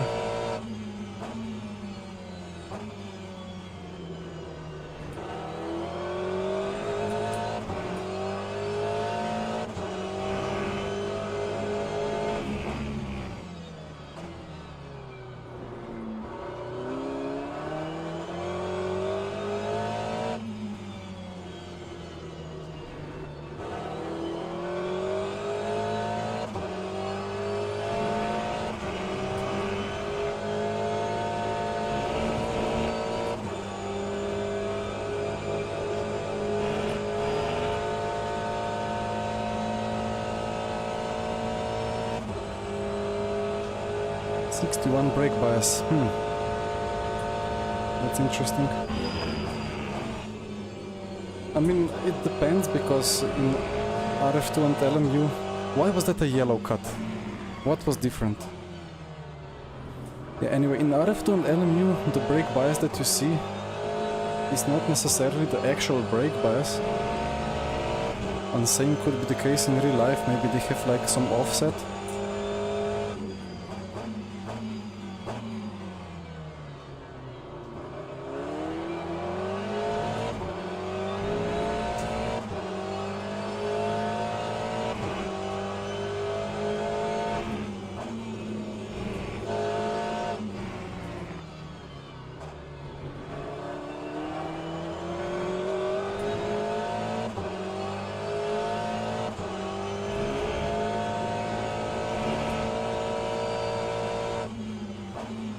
Then I don't think so, because the track is so cold that I'm trying to load up front left way too much because it's not gripping enough. And if I would take mediums, I would slide even more.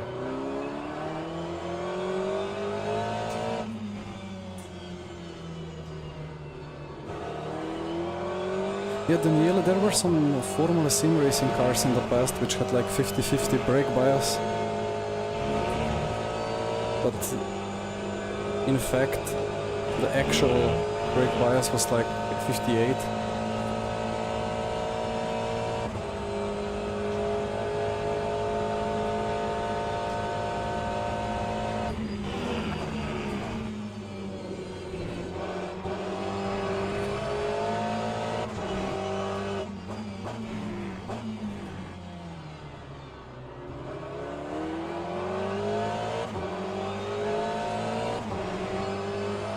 Ferrari is running out of his front left as well.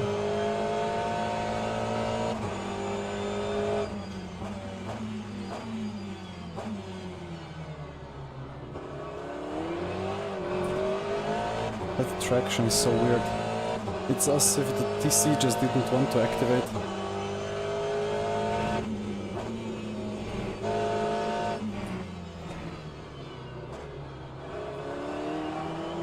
And the Ferrari has more weight on the rear, so it has less problems with traction.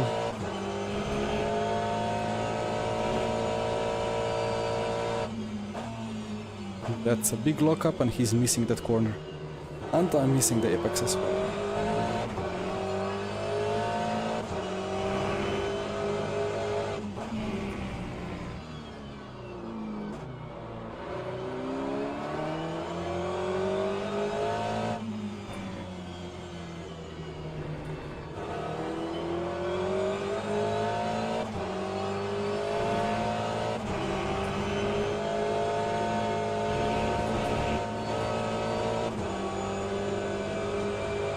Nice exit.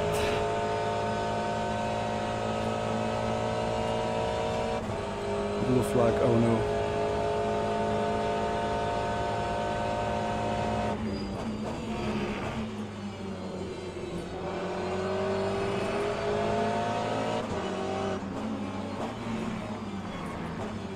What?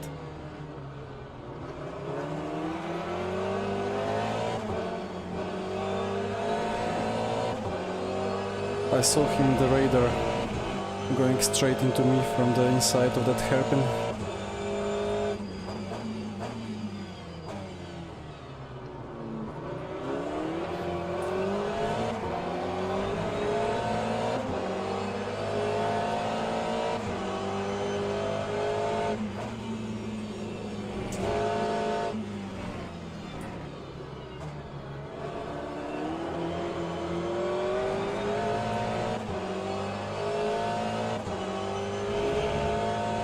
Nothing, I have some issue with the camera position resetting.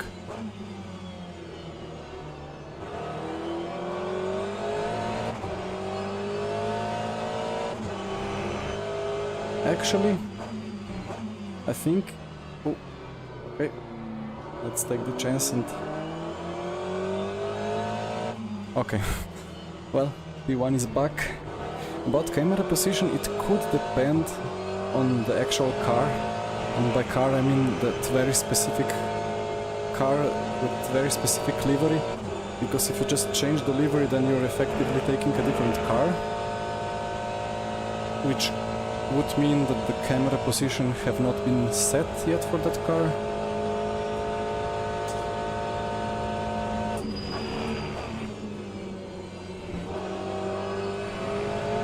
That has been a crucial mistake by Pastorino.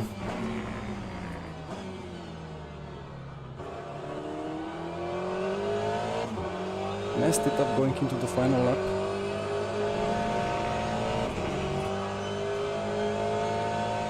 We have a bunch of LMPs coming from behind.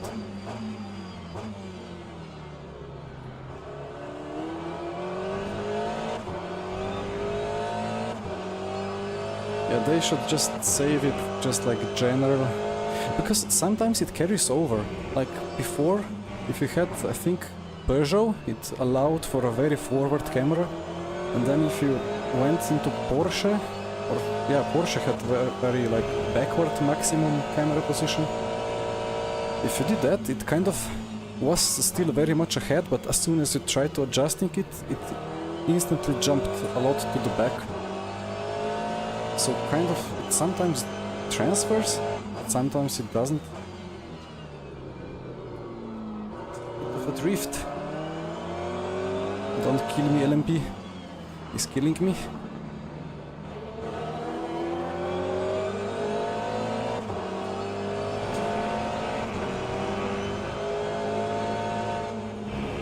I hope that's the final lap. Not sure if the LMP leader crossed the line before it went zero.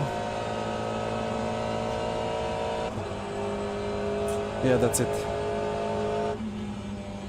Well, that was a nice race.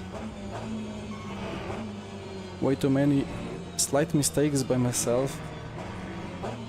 But then I also got the lead back by Pastorino's mistake.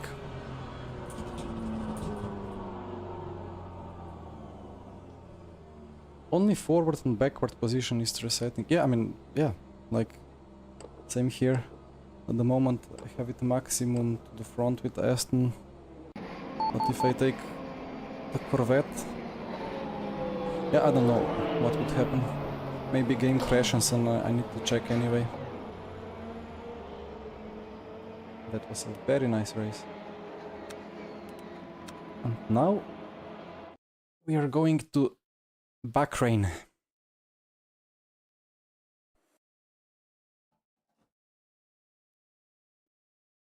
Maybe we can check the results from before. And thank you, Muffin. Oh, that car is so enjoyable now on the new tires, especially.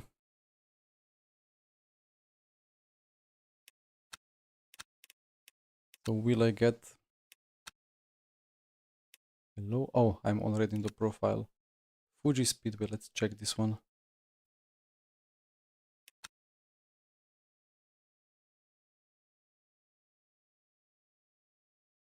Glickenhaus in P3. That's crazy.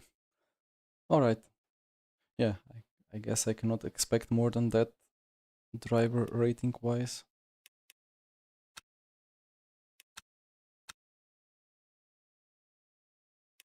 And now we go to beginner. Oh, Daniele is racing. Nice. Where is Jesper? Jesper said he would drive. Oh, they all with the Corvette.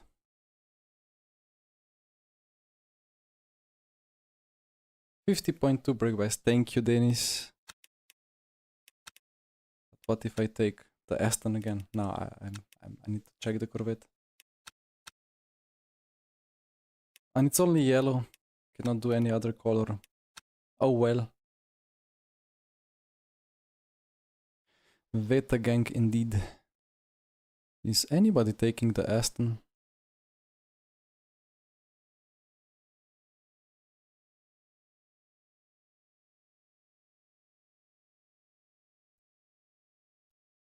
Maybe I have missed it, but I cannot see a single... Ah, there we go. One Aston. Two.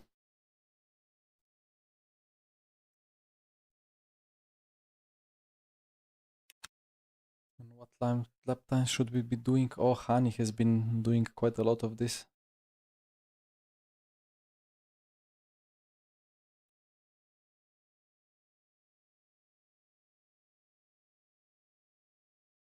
Is Aston supposedly still a little bit... Just a little bit of pace?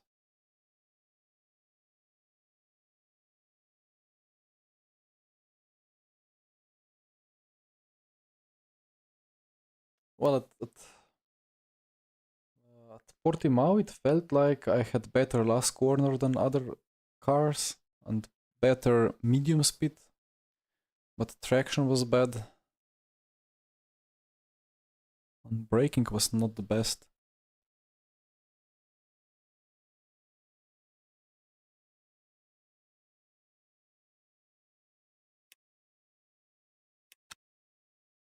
I don't know, I don't want to drive the Porsche because it has that black box covering a lot of the view.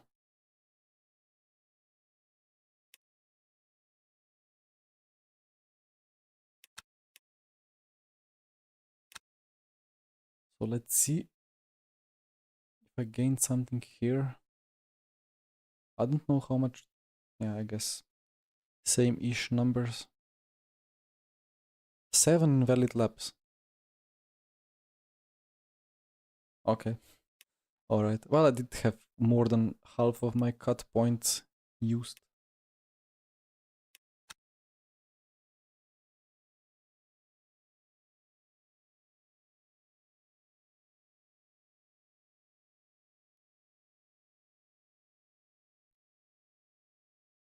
Quite a lot of signups here. Like, this beginner series is always full. I wonder how it is now here for the hypercars. I mean, quite some people in there. Oh, the Italians. Amos is doing this. I know this guy.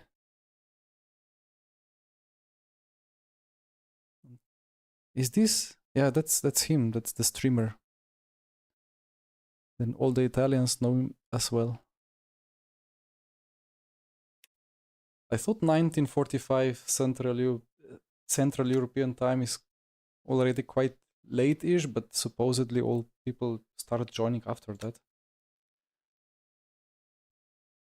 Ah, right. 40 seconds to go. Han is tryharding. Well, good to see him tryharding. Have not seen him race for many years.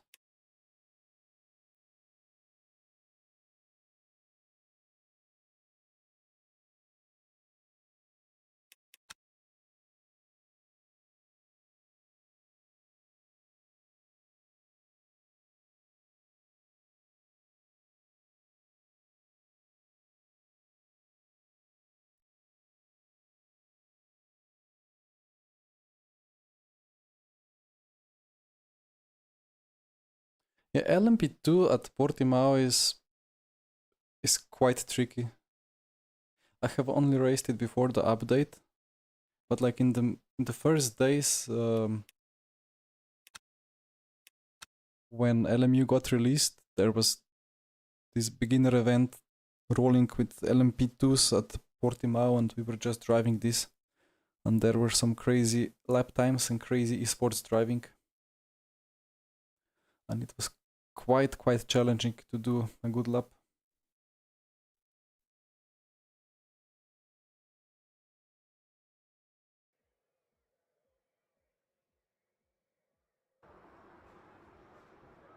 First one in the server. Let's go. In the split zero. Well done. I think Hani is not the only one that's upset there is not sprint races just with GTEs back to back. My teammate Jesper would love only GTEs. Like single up quali, 15-minute race. And then another single up quali 15-minute race. For the whole evening with different tracks, that would be perfect case for several people. Let's go, Daniele. Good luck.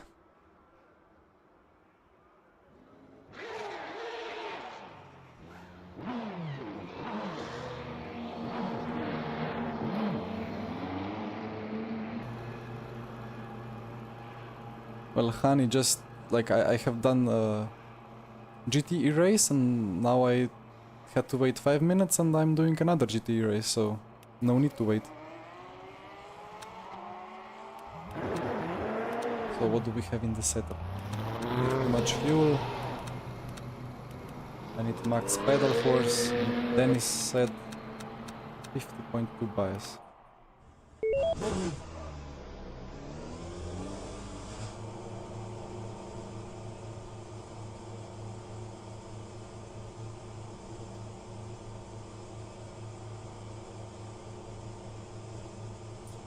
Ah, well done. I give you that. Like, I was kind of surprised by how many people were enthusiastic about the 2.4 hours of Le Mans.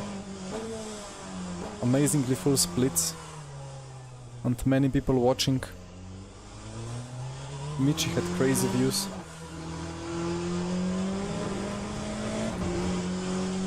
Because like it's quite easy to presuppose that for streaming and so on, it's very hard to do it with endurance races.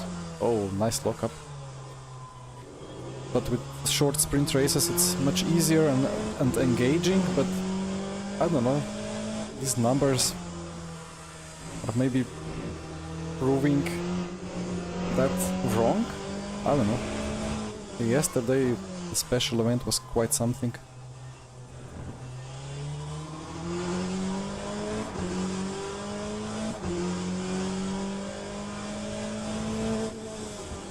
Yeah, well, limited tires online, driver swaps, VR, and ×2 the frame rate.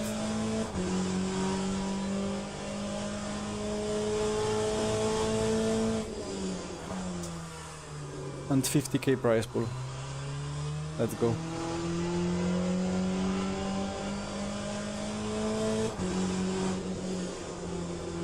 Well, I don't know, these tires just keep being cold.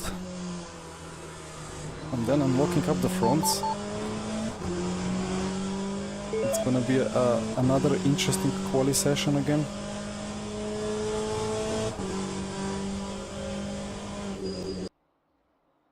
Don't crash on me. Thank you. That's gonna be what, 4 laps?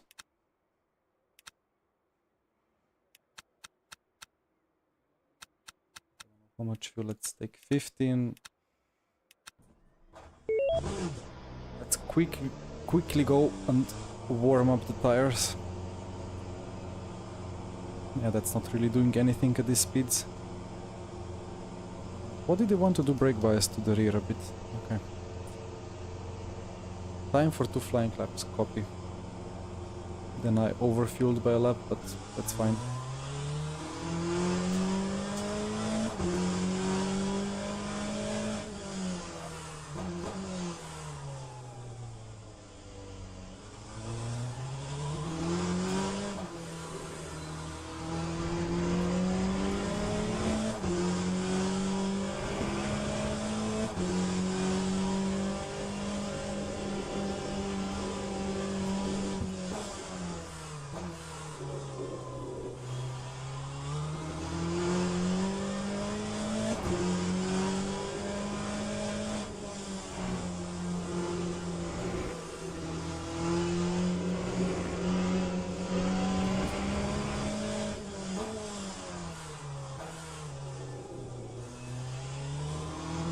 Oh, that rotation in the hairpin is crazy.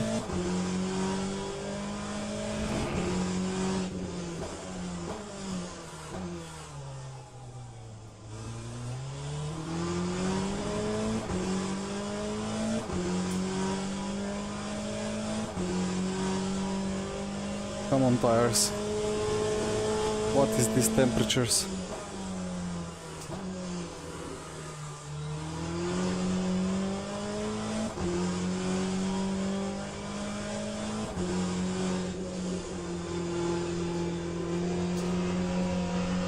I mean, I am leaning onto them a lot, but it's just not hitting up.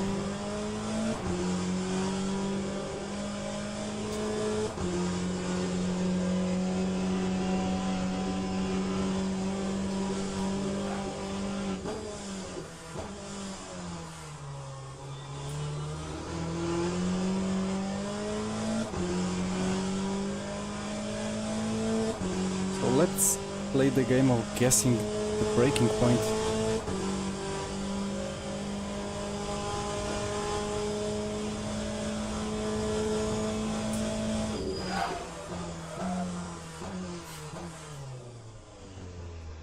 Ouch.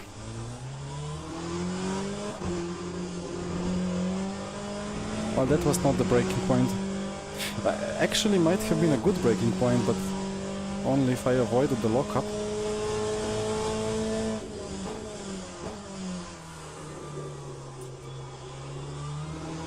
And that temperature is still like only 2 Celsius more than the outside tire. Is that how it should be? I don't know.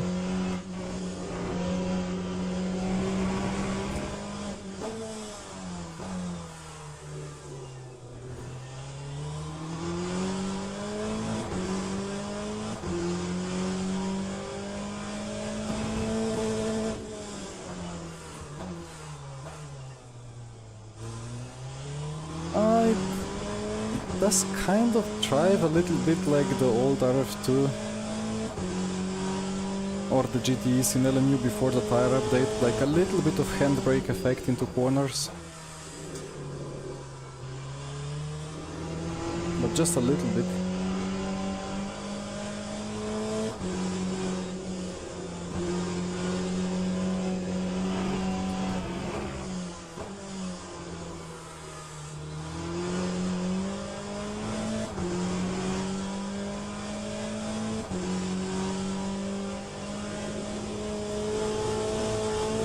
I mean, I guess here we are all just trying to do this quali with cold tires.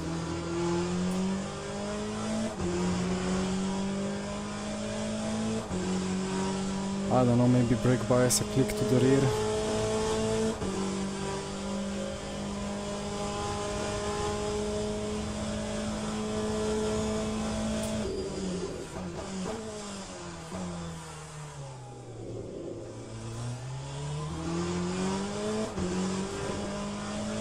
Way too early on brakes.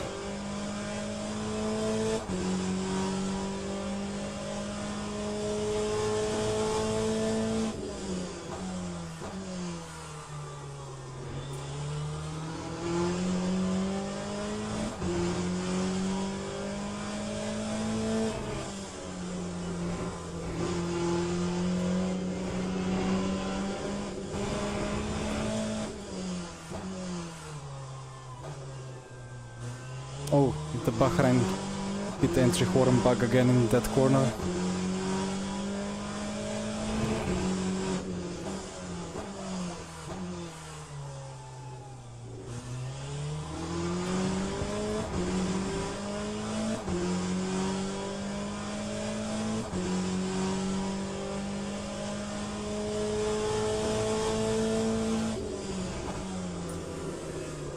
The rear wants to overtake the front.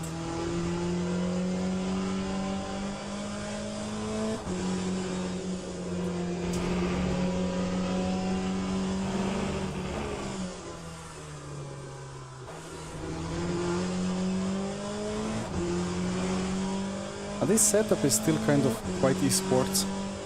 A lot of rotation is available from the rear.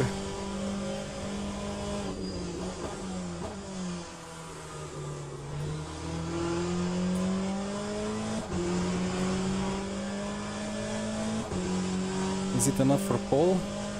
Provisionally. People still on their laps.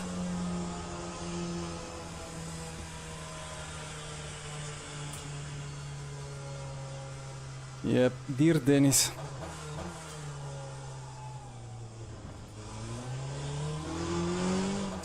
I mean, then I'm kind of comparing it to what I experienced from the BMW hypercar at Fuji, which was like incredibly understeering on the entries.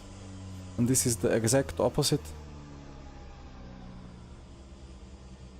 You locked up final corner, oof. I braked very safe there, like I just wanted to safely finish the lap as I saw the delta was alright.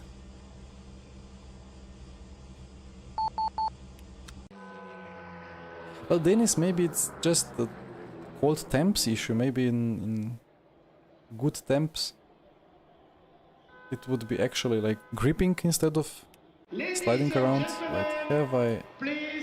Okay, I think I have hit the camera a little bit. Alright. 20-minute race. Time 60 divided by...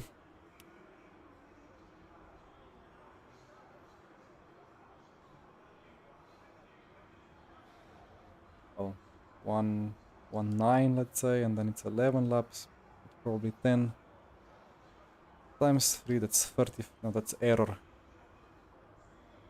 20 seconds to go. 35. Let's go. Under brake bias.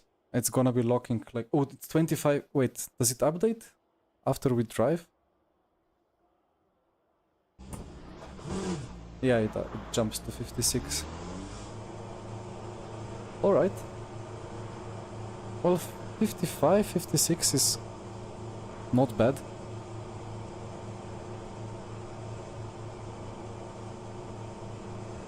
Let's still maybe go, I don't know, 50.0 bias.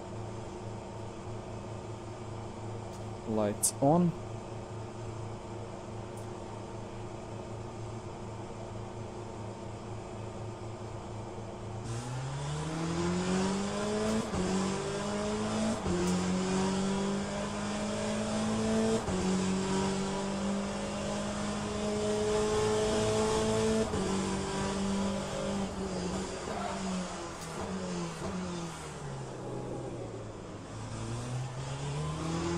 Just about survived. Or not yet.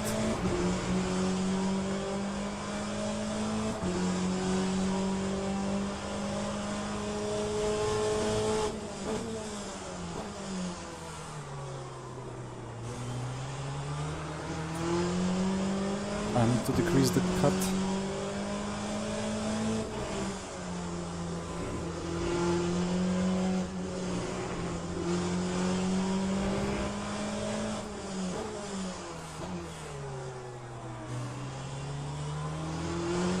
Porsche was scary. I heard him before I saw him.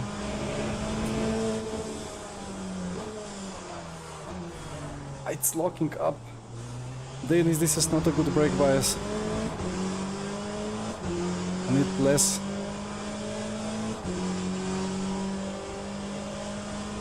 not cold temps like it was colder before in quali.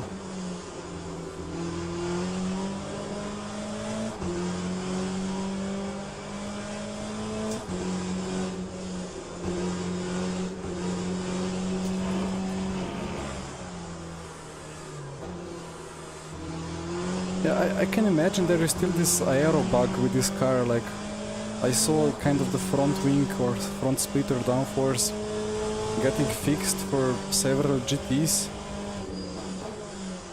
but I can feel the setup being made very understeery in the high speed, probably with some negative rake, and in the braking it's still loose on the rear.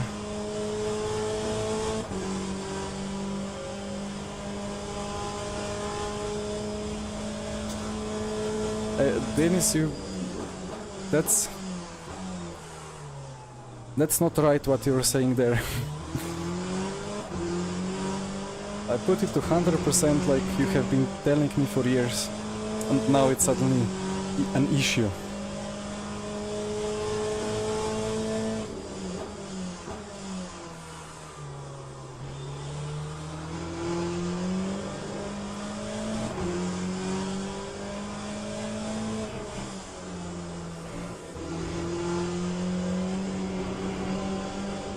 Understeer on the exit, yeah, I just suppose that front right height is quite high.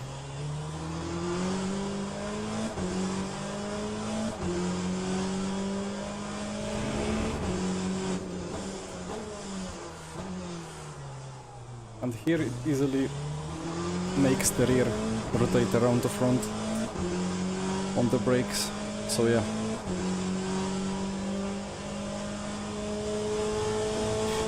Now I remember, I forgot to answer. There was a question about my Simicube actual max force. So I do use 75% in the profiler.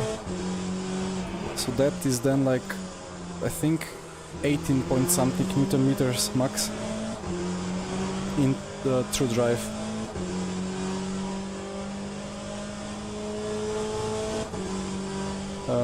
And about the brake pedal,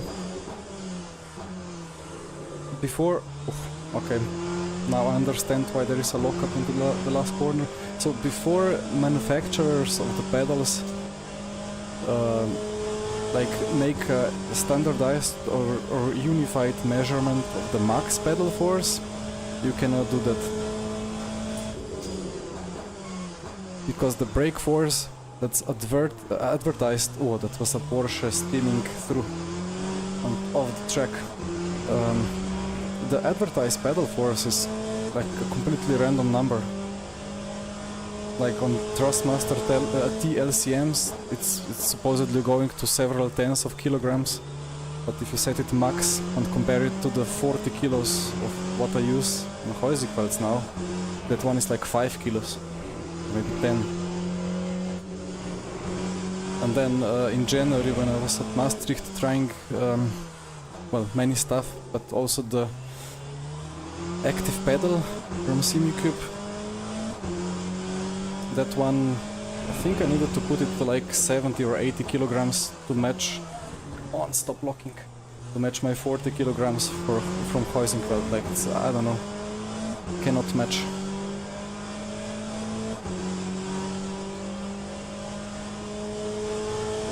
Yeah, no worries, Muffin.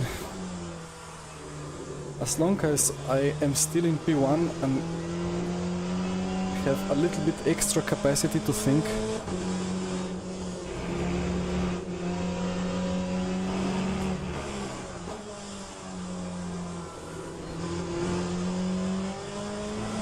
front ground clearance is so big that I can just abuse all the curbs.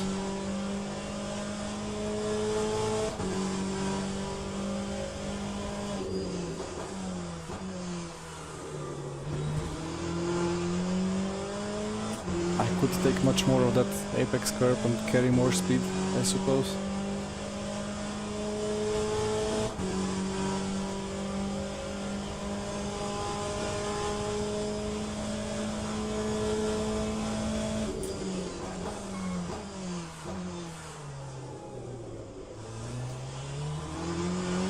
Surely the rear is over-rotating a little bit into turn 1. Like by that I don't mean...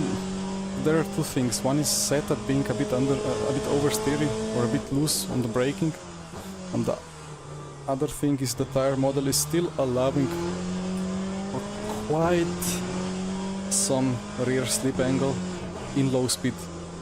In high speed it's not allowing.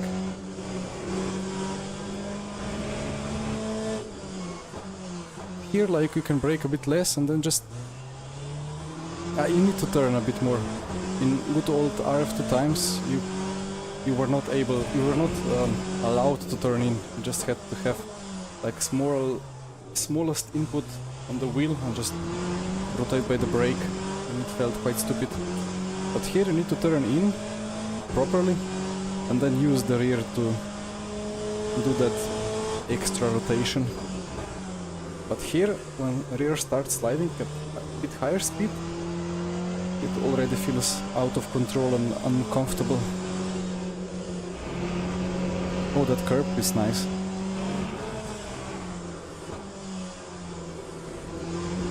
And this one as well.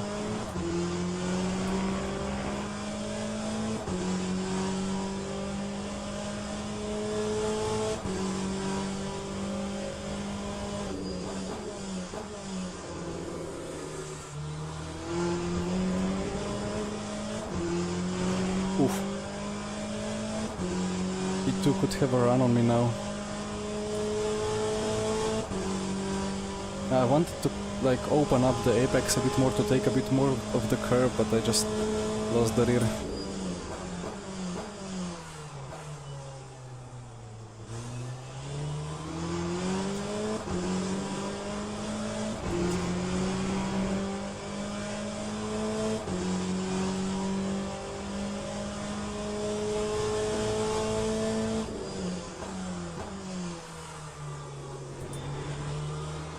That was a track limit.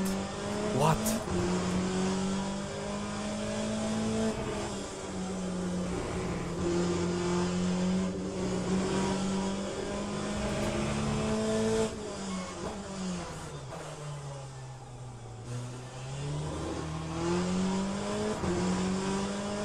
No, I need more rearwards brake bias. I'm locking the front. Still.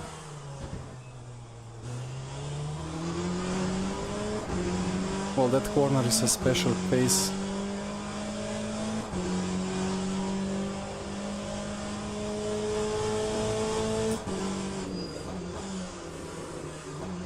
Okay, into here it's a bit too forward, a bit too rearwards.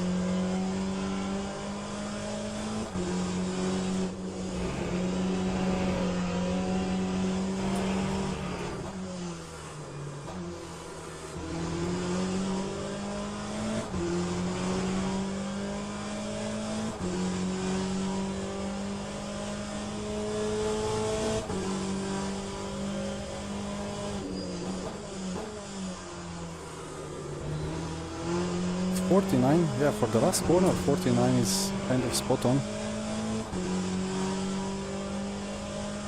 Well, Dennis, I'm trying 47 for that turn 11 or whatever, the double left hairpin. Here I need 48.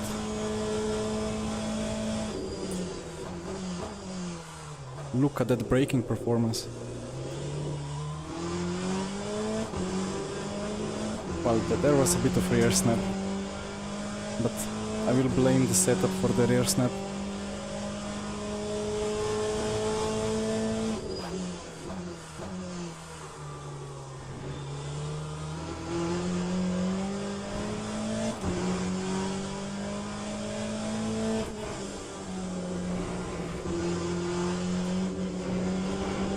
You see the purple?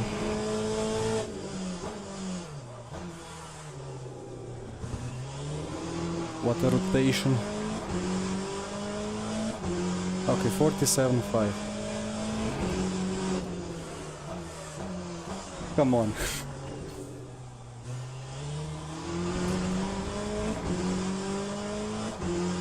How much does it go? Quite some wiggle room still.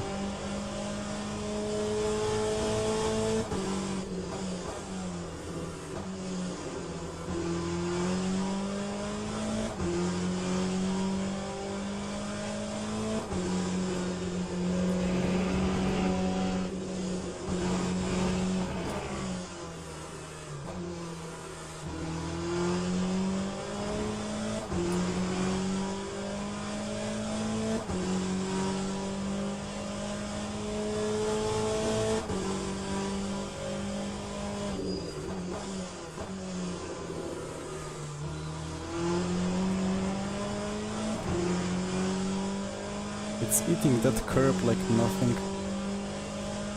Oh, he spun!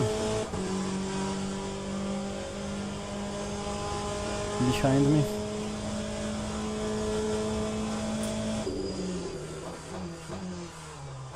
I can brake so much later with 48 brake bias. David, I'm gonna try the LMP2 beginner race after this.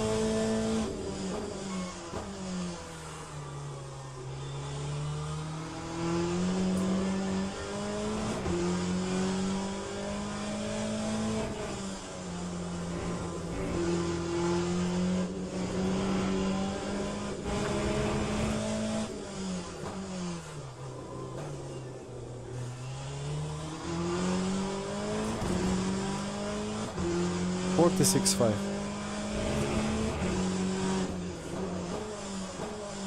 Nope.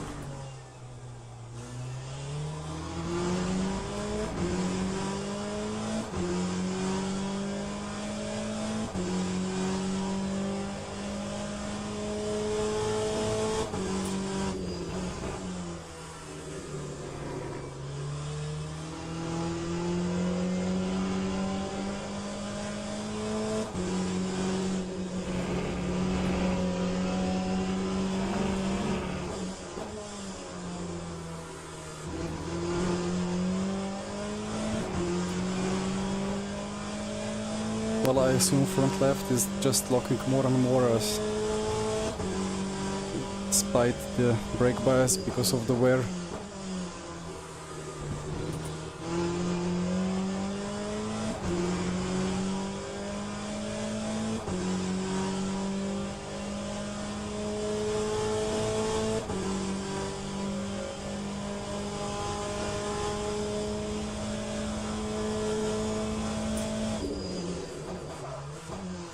Okay, the rears are just about complaining with 48.0.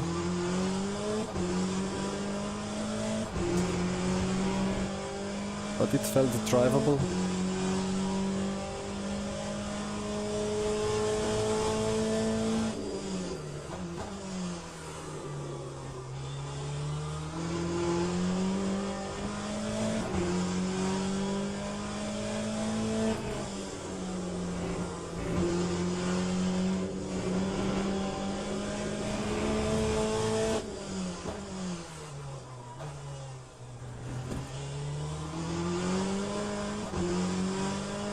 .45.5.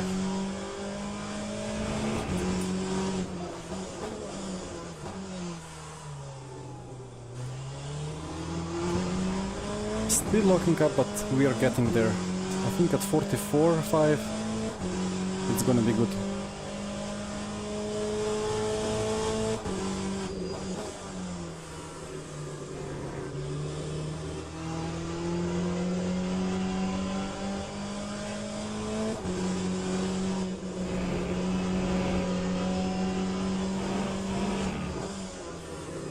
No!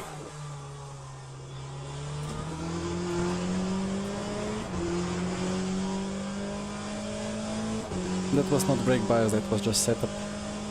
But that would have been a great lap for the leaderboard.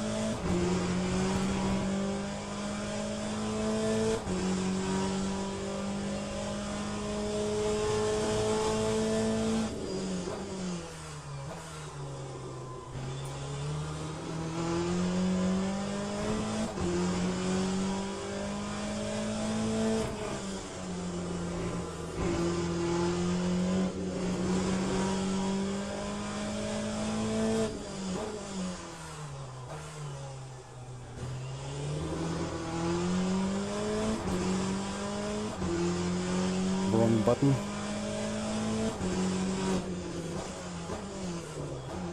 there we go, we found it.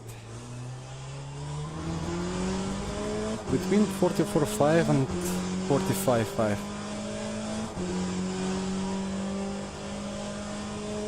For that corner.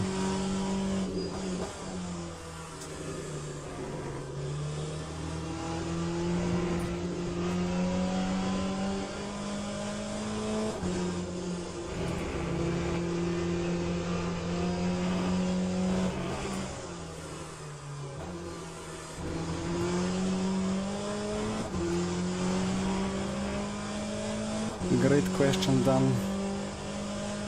In fact, they are not warm yet, not warm enough.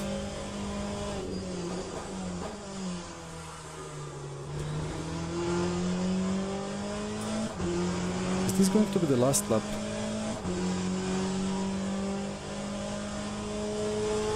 Actually not. Or, well, I could make it the last lap.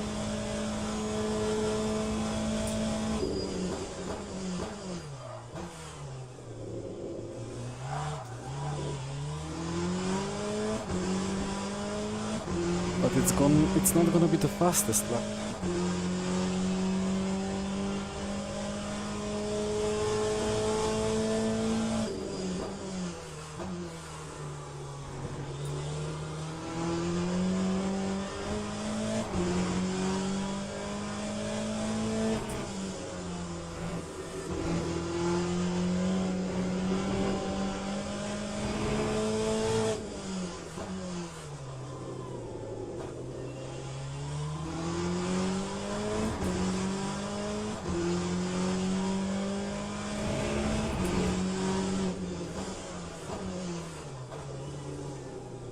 Oh, so beautiful. Yeah, we have found it. Either 45.0 or 45.2 for that corner.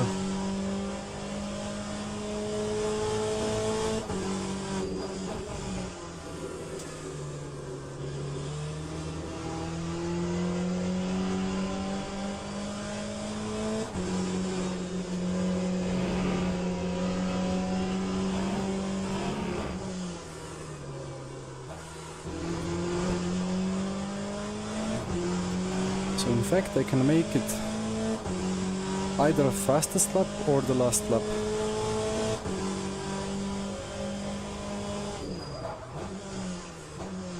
Okay. It's not gonna be the fastest lap. Do we have time?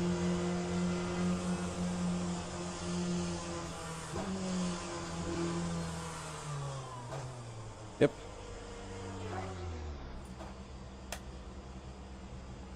The tires were not happy anymore anyway.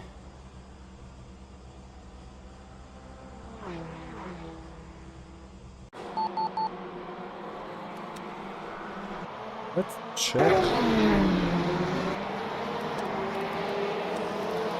Would be nice. Oh, okay, it works. I wanted to see some dive bombs.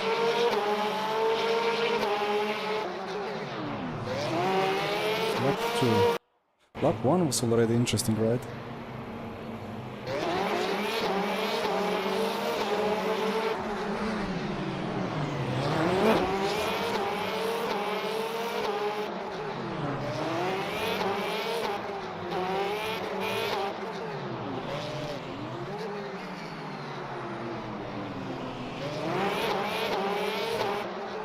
Which lap was it where there was some huge dive bomb?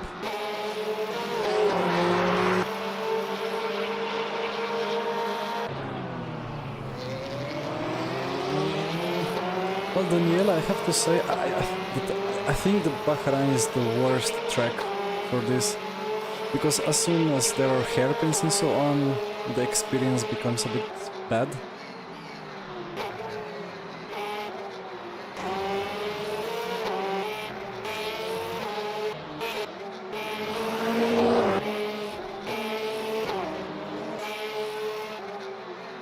Ah, it was this one, with the huge lockup. That's kind of the iRacing experience. You get the lockup, you cannot recover it anymore. Just that Well, as I showed in motoclass last time, you can unlock it within half a second or 3/10. It exponentially regains speed, but in iRacing it takes 2 seconds.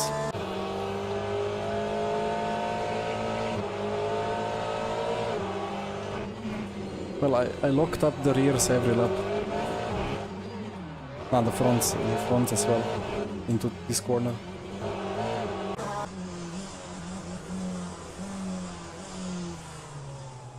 Anyway. Wait, one last thing I wanted to check. When did Mr. Pomaziuk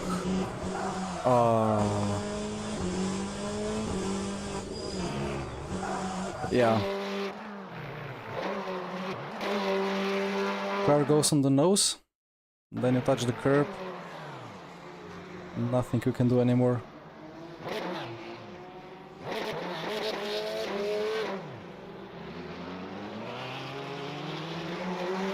Porsche has no power. Yeah, I mean that's how it's in real life as well, right? Or it used to be. Porsche was always struggling a bit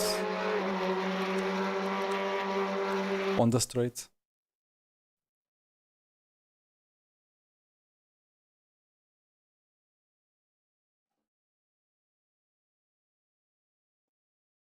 Well, I have 3 minutes to register for the next race, so it would be nice if it let me go out of here.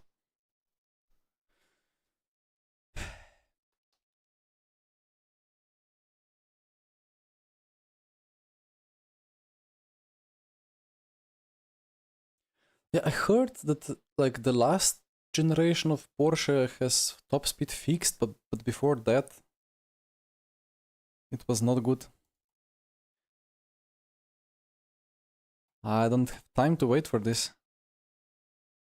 Need to register. Where are you? Okay, it died automatically.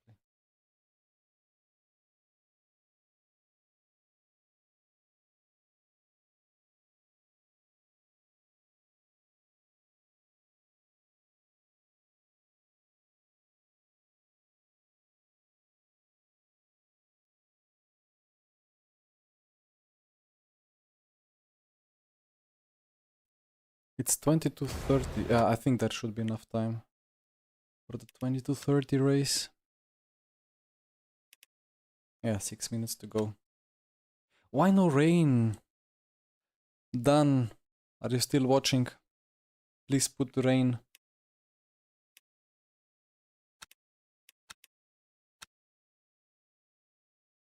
Gianmarco is doing this nice.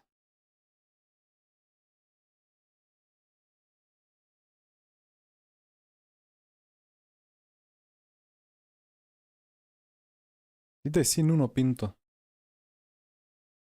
Ooh.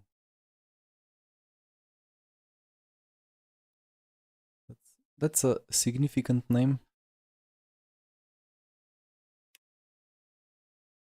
Yeah, Dan, why not? Well, then put rain in special event or rain in intermediate. We need more rain. I guess I'm joining practice. Not gonna wait 5 minutes in the server or like in the waiting.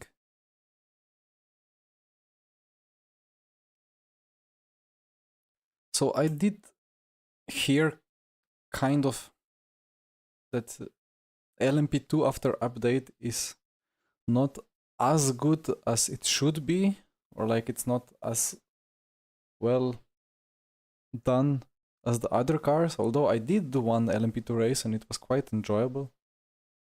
So let's see how this feels at LM. Weekly has rain. And rain in Inters next week, perfect. Need to check the weekly forecast. I mean Fuji, yeah, Fuji is kind of a race where you can always expect some rain, so I'm looking forward to that. Just need to decide if I want to race hypercars or GTEs.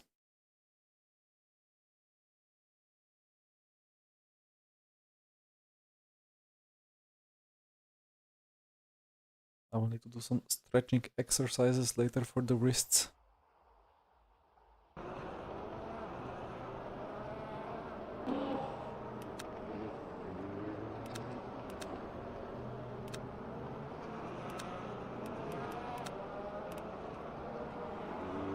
So this one we are leaving at 80, that's for sure. Oh, okay. For this car, I did use 370 wheel range in the past. And I think the FFB could be quite stiff. And let's see how far the seat position goes.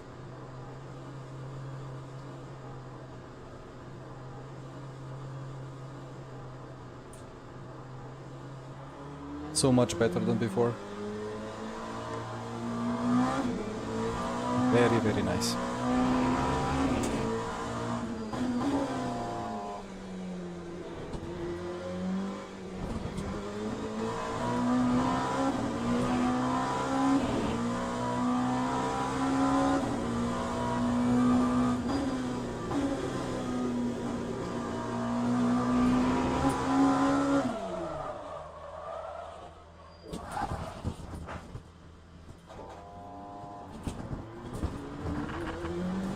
I don't know, it just feels so much faster than the GTE that I have just driven. But yeah, well, let's see. It did not have cold tires. They have tire warmers in LMP2. Oh, it's Le Mans. At Le Mans they have tire warmers or something. There is some special rules that I don't quite know yet.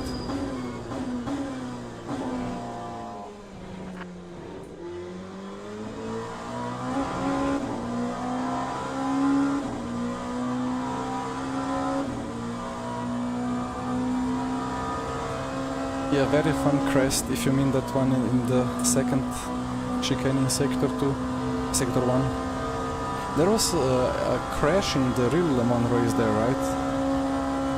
One car was turning left and it just kept turning left.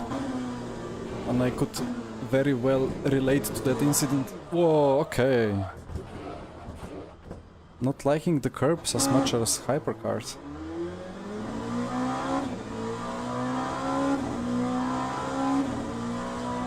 Ah yeah, 23 tire warmers and this year no tire warmers. It was a Cadillac crash, yeah. And my Cadillac in this game is very happy to do the same crash.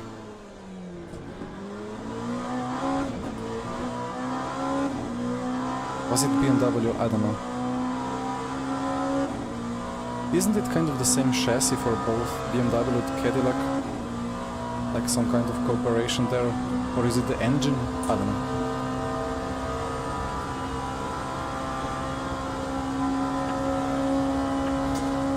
They do drive quite differently in LMU.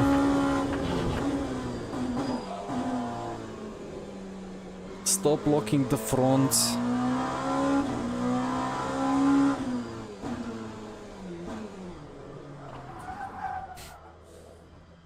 I saw for a moment front right turn red, and then instantly the rear went.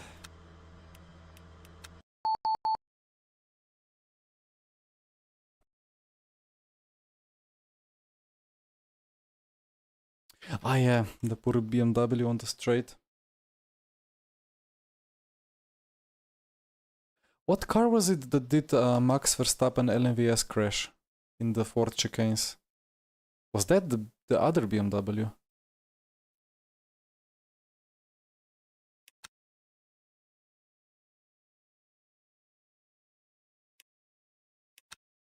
$50 to $8 in Orica. Yeah, I don't know. Before the updates, I think I used like 50 to 3 or something. Could be the same now. Well.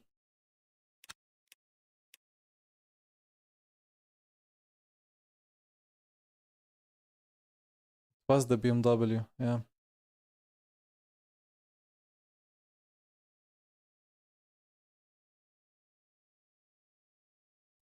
Well, tough luck for them, but when such crashes happen, it immediately gives some nice substance to, well, in favor of RF2 seems.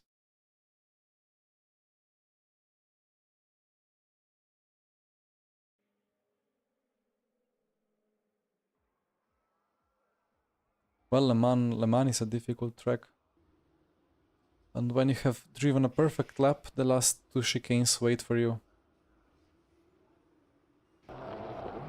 And then the curb kills you, or a track limit kills you. Or there is just not enough front grip to make it. No, I'm not going higher. So I'll try 50 to 3. And then maybe increase or decrease. Is this doesn't have adjustable ARBs, right? No, just TC and cut.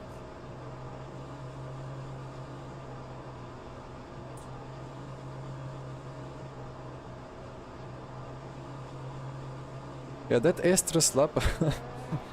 Exactly.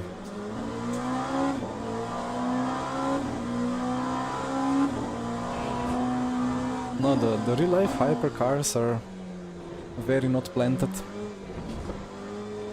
But I would say LMU is more planted on the entry than real life, but less planted on the exit.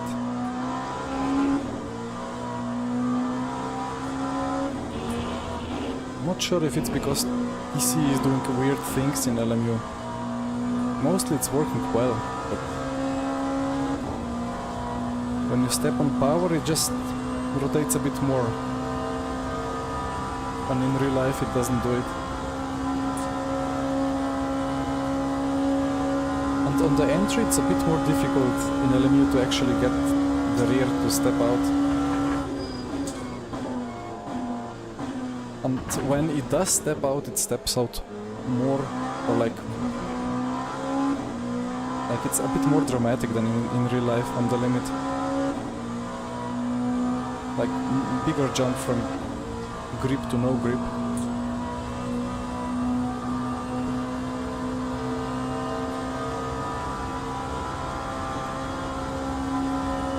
I'm scared of the curbs now. Whenever I hit the curb with this LMP2, it unstabilizes the car. I don't know what to do here. That's gonna be a very tricky quali.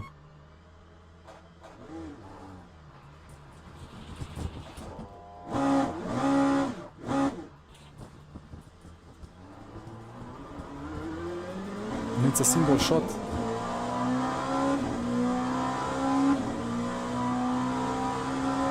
So that's gonna be fun.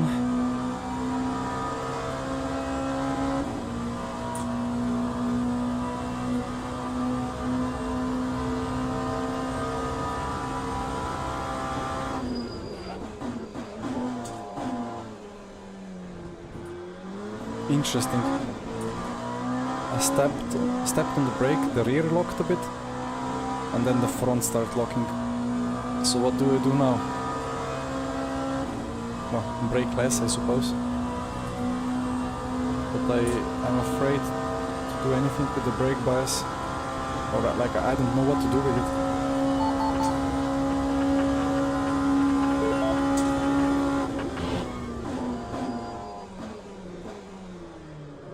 Front is still locking up. I think I'm leaving it free.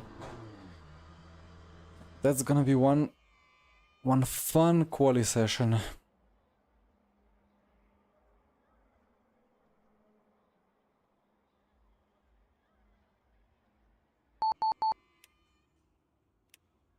Why doesn't it show the session details on this part?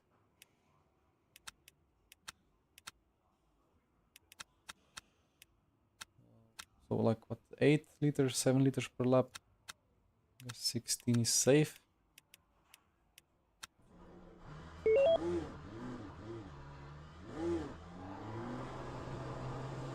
Daniele, yeah, I think, well, people from the studio could explain better, but every time there was a tire update in the RF2 that made the car go from bigger slip angles to smaller slip angles, the feedback reduced.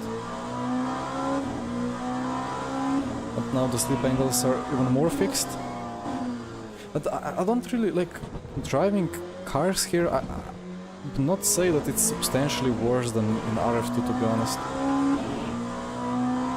Maybe the profiles for belt-driven wheels are maybe a bit worse, but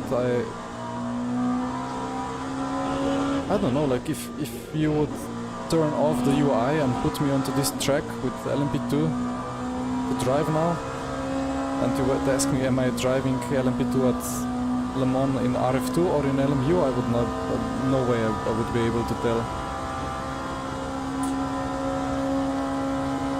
Well, at least not with like 1 or 2 laps of driving.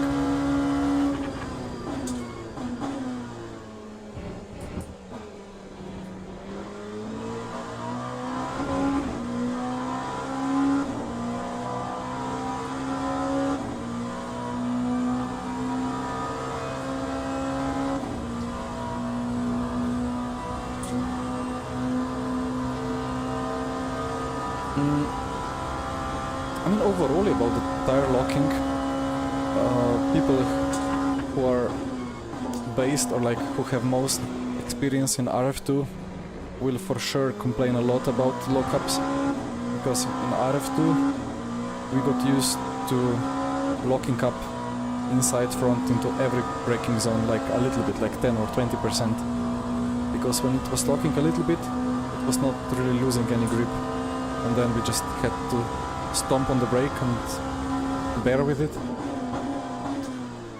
So we have that in the muscle memory, and then it's a lot more difficult to avoid it, and then it feels like it easily locks up, but I think we are just used to smashing the brake pedal too much or without enough care.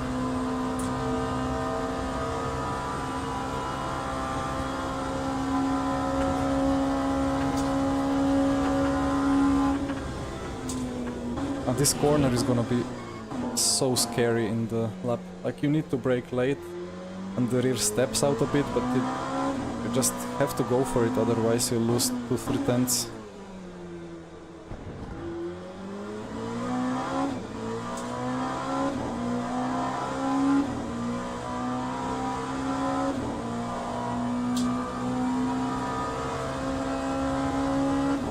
Possibly there are some ACC players watching this, so maybe I'm too late.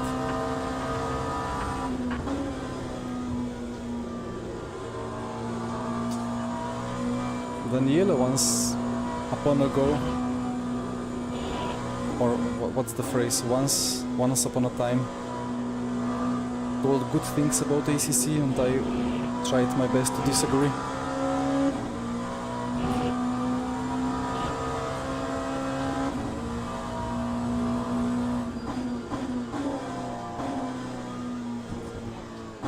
Yeah, Niels had some good points in that video. So right, let's not cut, let's survive this single attempt. And let's go for the esports line.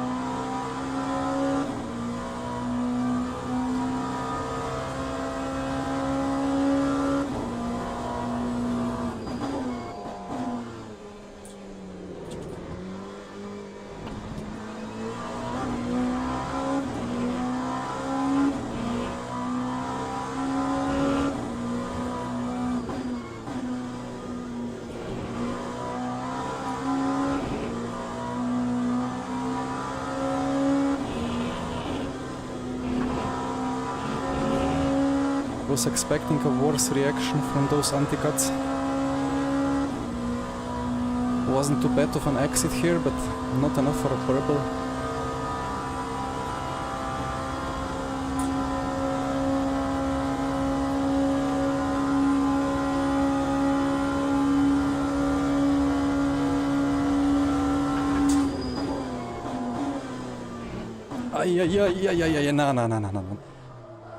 No.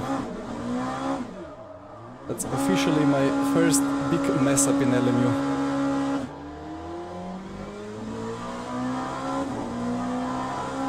No! So, I braked like just a little bit after where I would brake with Cadillac hypercar, which goes quite a lot faster than this. But the lockup happened.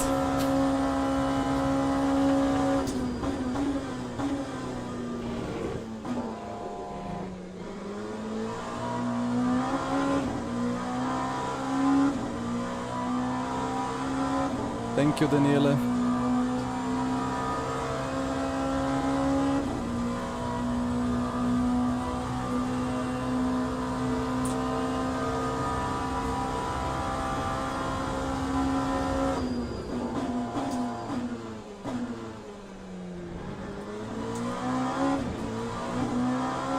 But it's an extremely difficult car and truck combination to do it without any practice. So maybe I can still get within top 10 if enough people mess it up.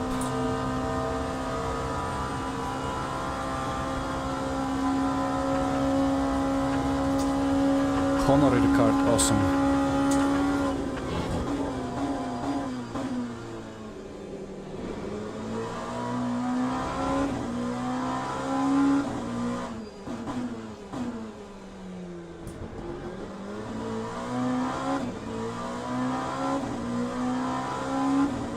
MD, that's the case because that's how it is in real life. Only Le Mans and Spa have soft compound available.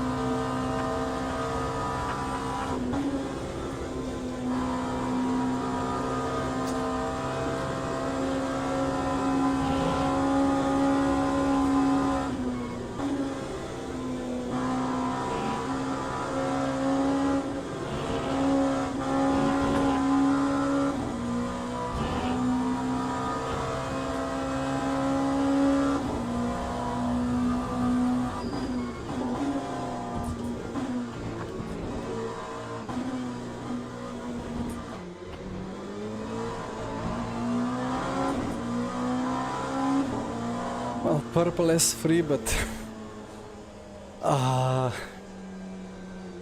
still P7 though. How much fuel did they burn? 6.67.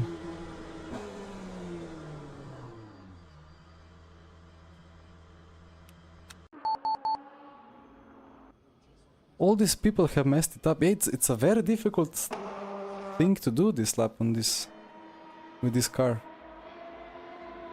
That's still P8 with one car to cross the line.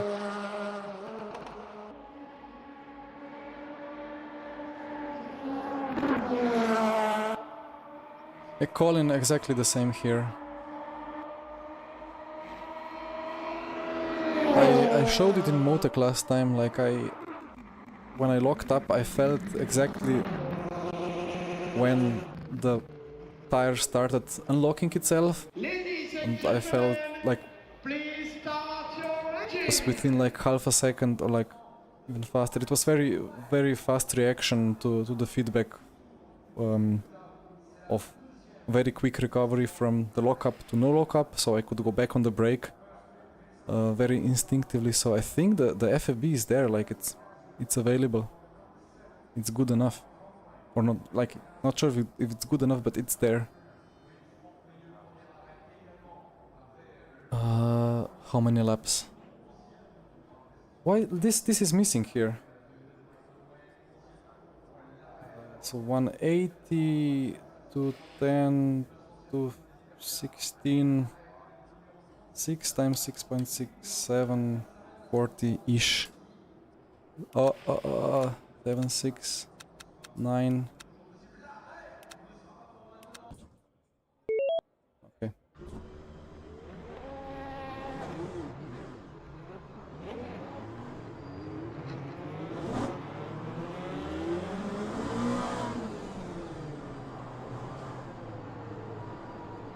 What? Ah, okay. Where is it wanting me to go? Into the curb?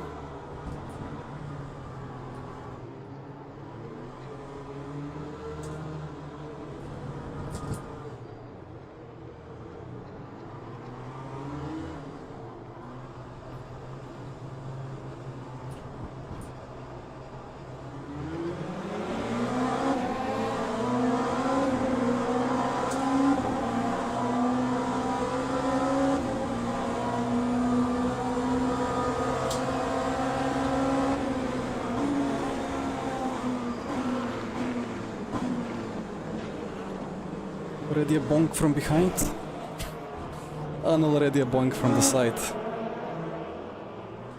Oh well. I guess that's the P9 race start experience.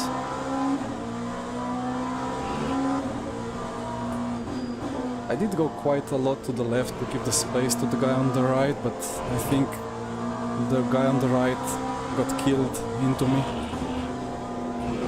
It's yellow flag, but for what?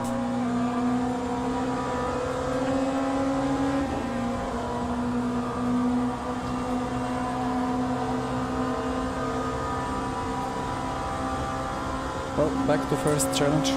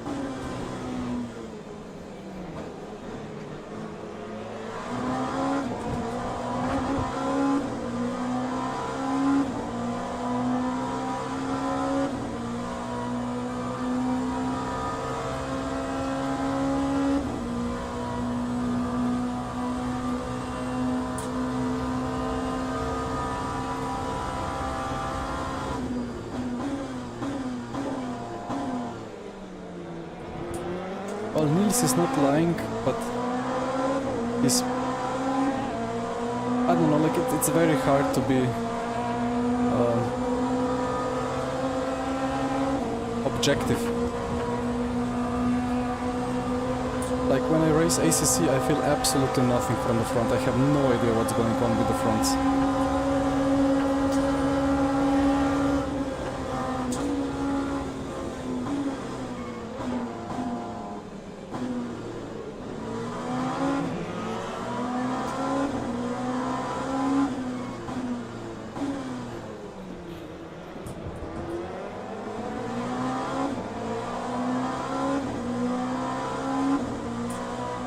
I wish this race was a bit longer than 20 minutes.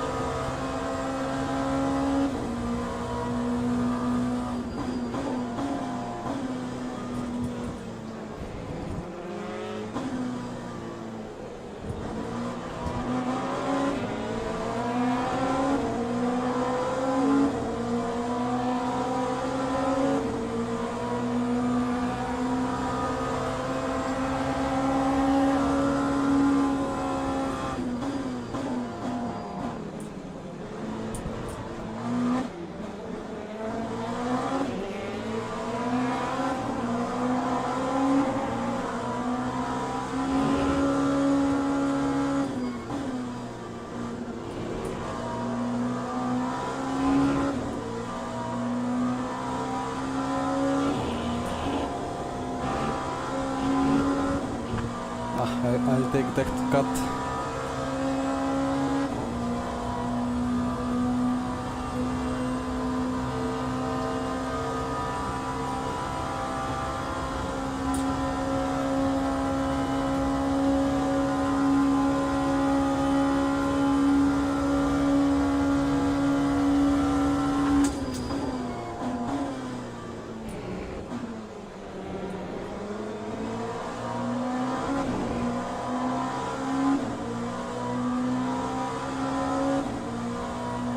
I wonder if we will see some classic Le Mans online crashes on the straight with the car rolling 50 times.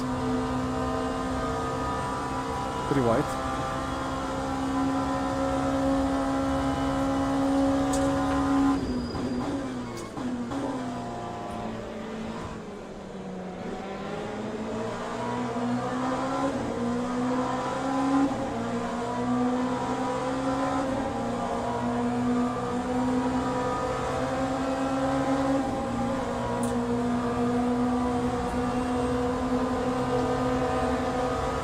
What do we do here?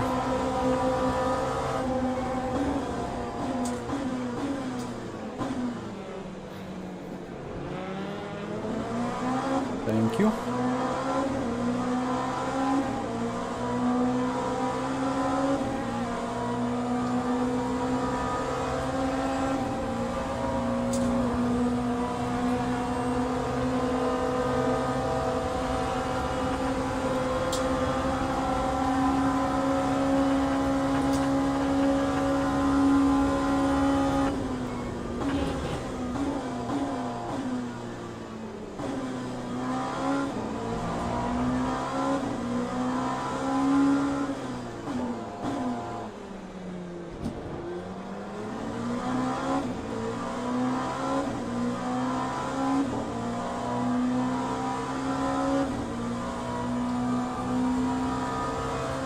I can actually relate to Niels quite a lot when he talked about what he said about Ferrari, hypercar and lock-up sounds.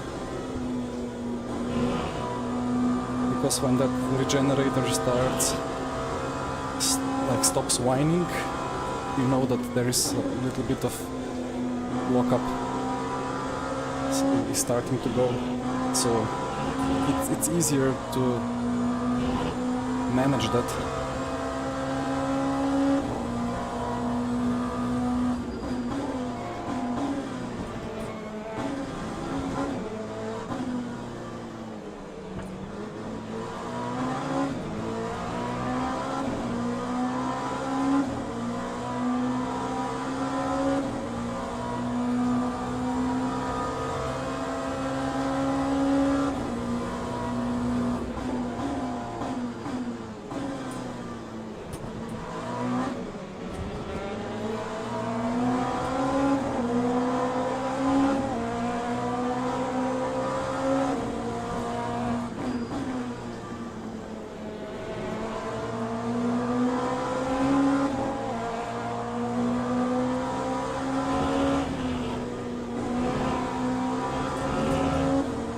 Oh, he nailed that exit.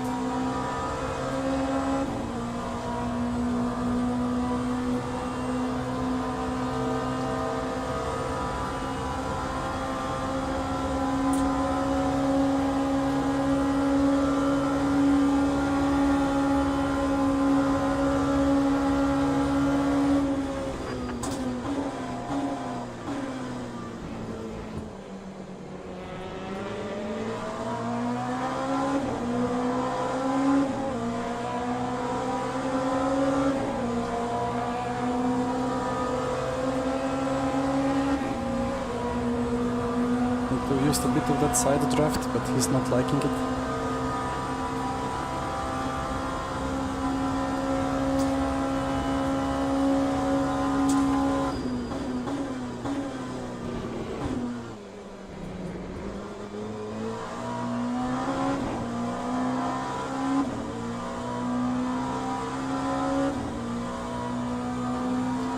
Yeah, Muffin, I saw the same, but supposedly it doesn't work really.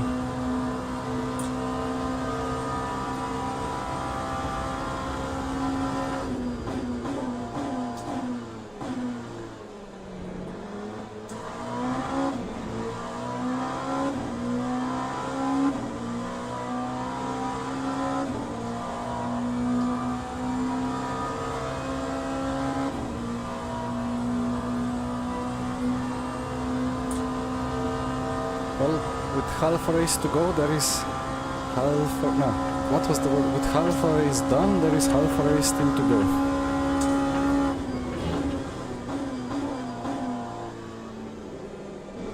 Only 5 more cars ahead.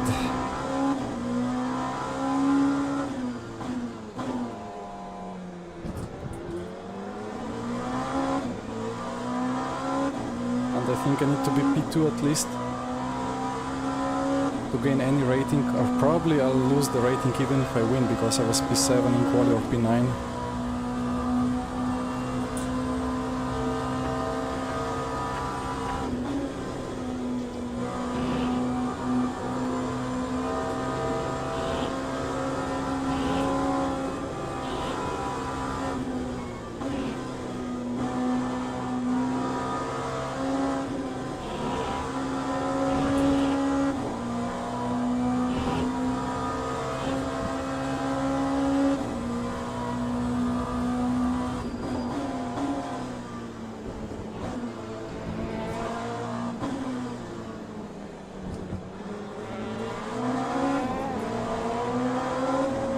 Hesitated a bit too much.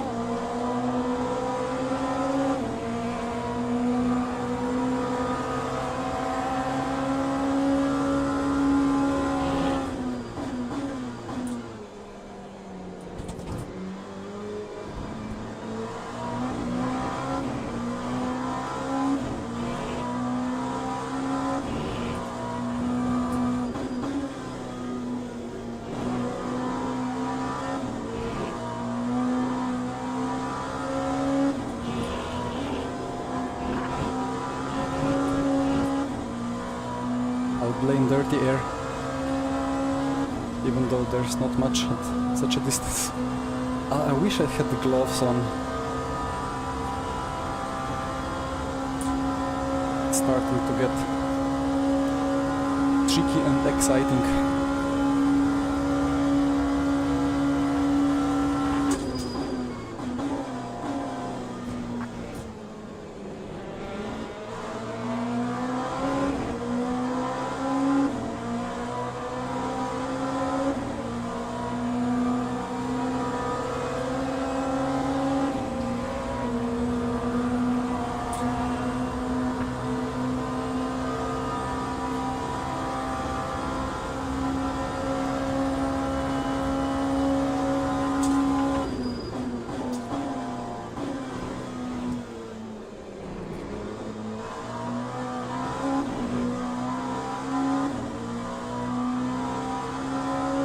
Where is P1?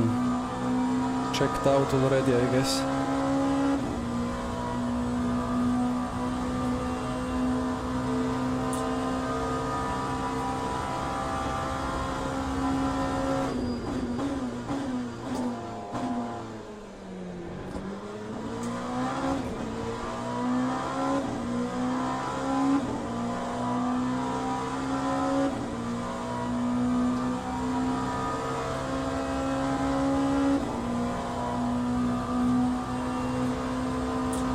It's James P1. Probably way too far ahead. 14, okay, yeah.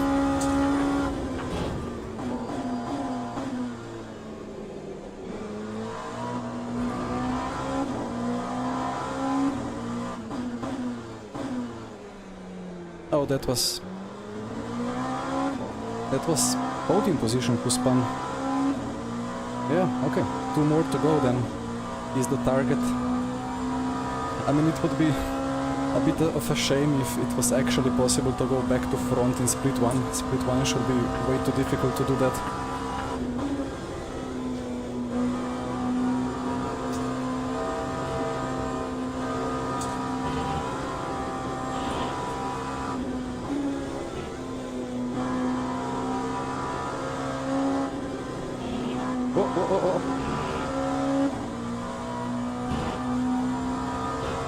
That's one of those rules for the like split-second decision what to do, left or right.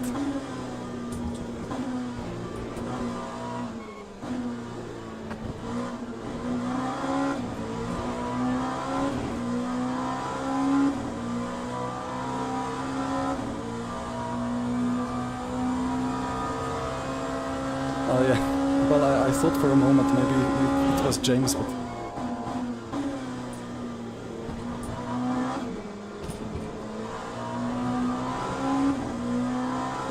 2 laps to go and I guess 1 position to be gained.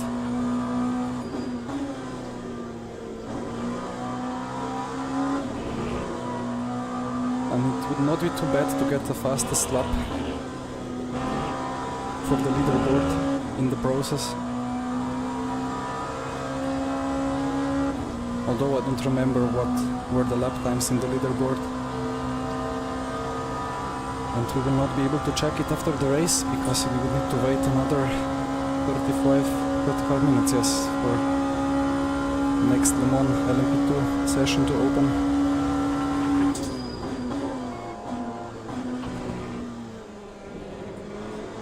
Why was the rear locking up? That was the corner where always front right locked, or front left. It was front right lock up in quali.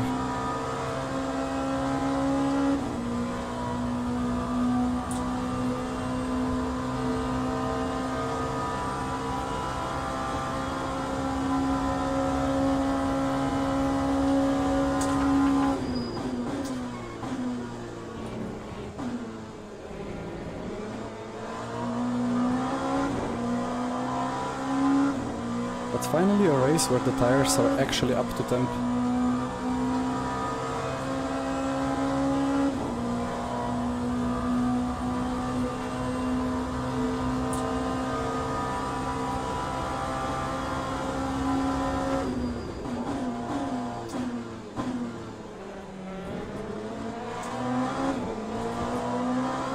I'm just about to fire.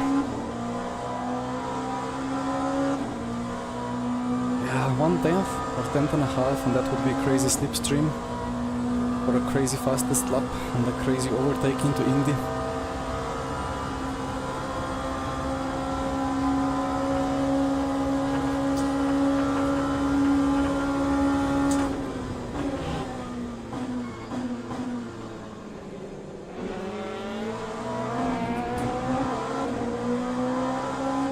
Got surprised by that wiggle a little bit.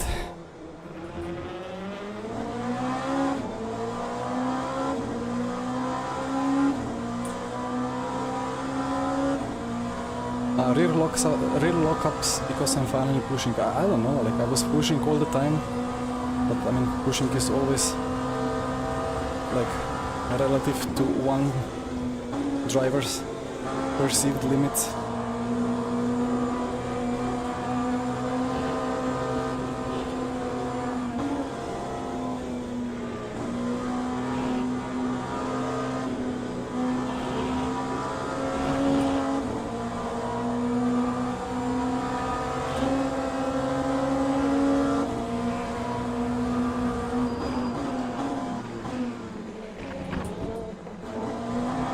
That's not a good corner for overtakes. He's angry with me or what?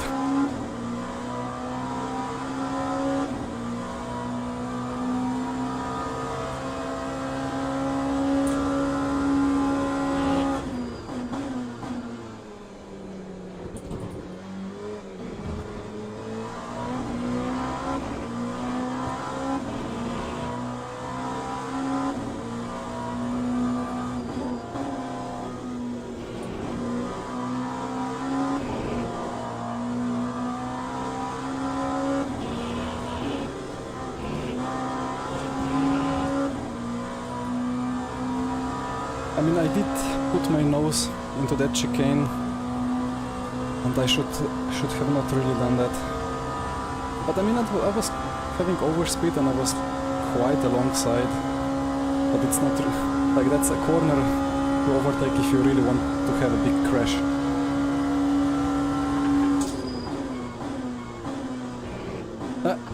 I'm gonna do quali again. Bonk. Oh no. He spun as well.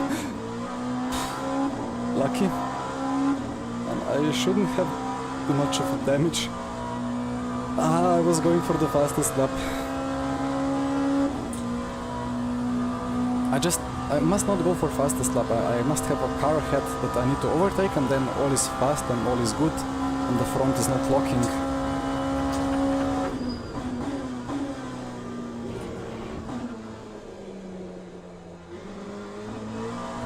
No, but this car is not easy.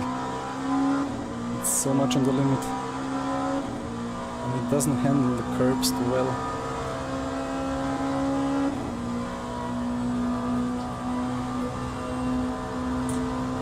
It's tough out there, yeah, that's a very good phrase.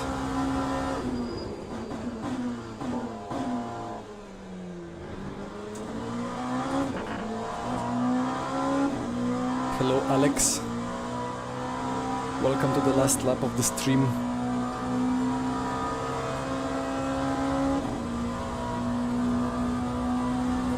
I would love to do another Aston race, but it's a bit too late.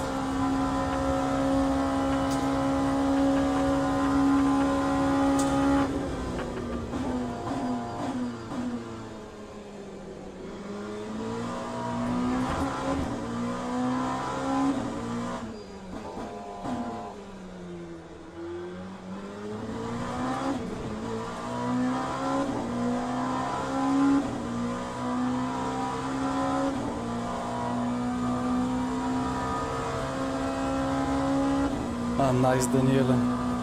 I guess that's another virtual medal or honorary black hat or how that's called.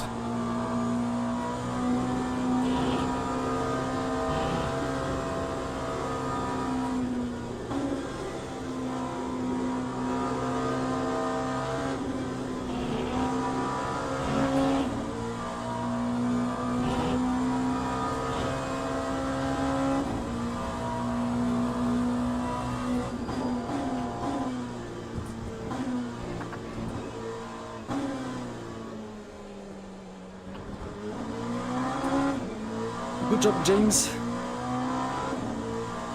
Congrats for the win. That was a fun one. Trying to avoid all the carnage and gain the positions. The biggest carnage was coming from myself. I cannot understand the braking balance in that first chicane. Alright. Let's see if I gain DR or lose it from this.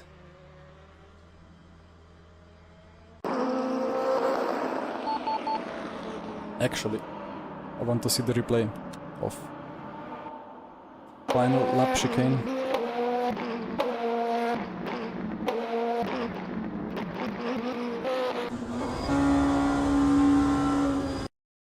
I didn't brake late. I don't know. Like,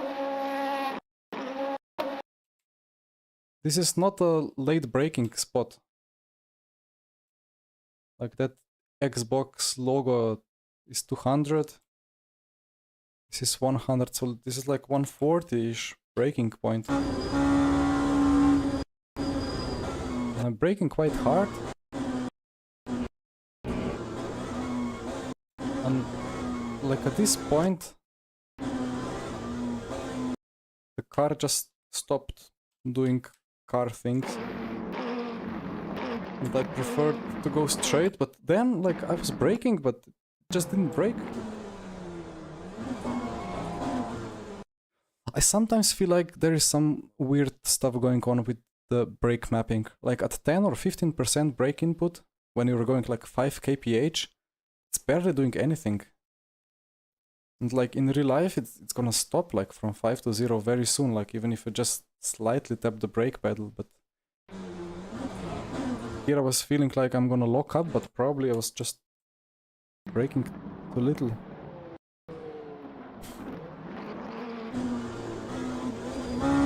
The same?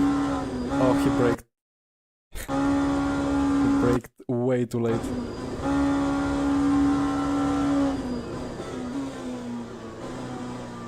Actually not. Whoa.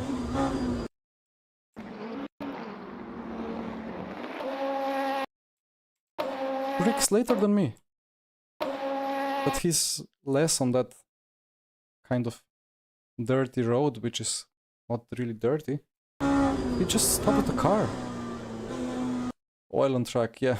Or maybe the 80% brake pressure is too low. Maybe he uses more and is actually able to use it. But then... then he's like, yes, I'm gonna be P2. And then he enthusiastically uses the apex curb, but the car is not so enthusiastic about it. Oh, that must have felt so silly. Like I felt extremely silly, but he must have felt even sillier. Did he lose the position? He must have kept it. Yeah, he kept it. What?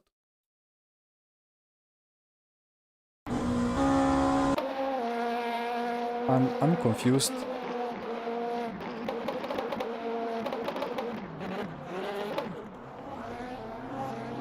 He boxed instead of finishing there. He had a drive-through? I don't know. Anyway, time to quickly check. Yeah, maybe a drive-through, but then you cannot serve it on the last lap. Like, it's gonna give you plus, I don't know how many seconds. And why would he have a drive-through? Or maybe he had a prior huge cut. -1, okay. I will take it. Please, any green? 0 green arrows.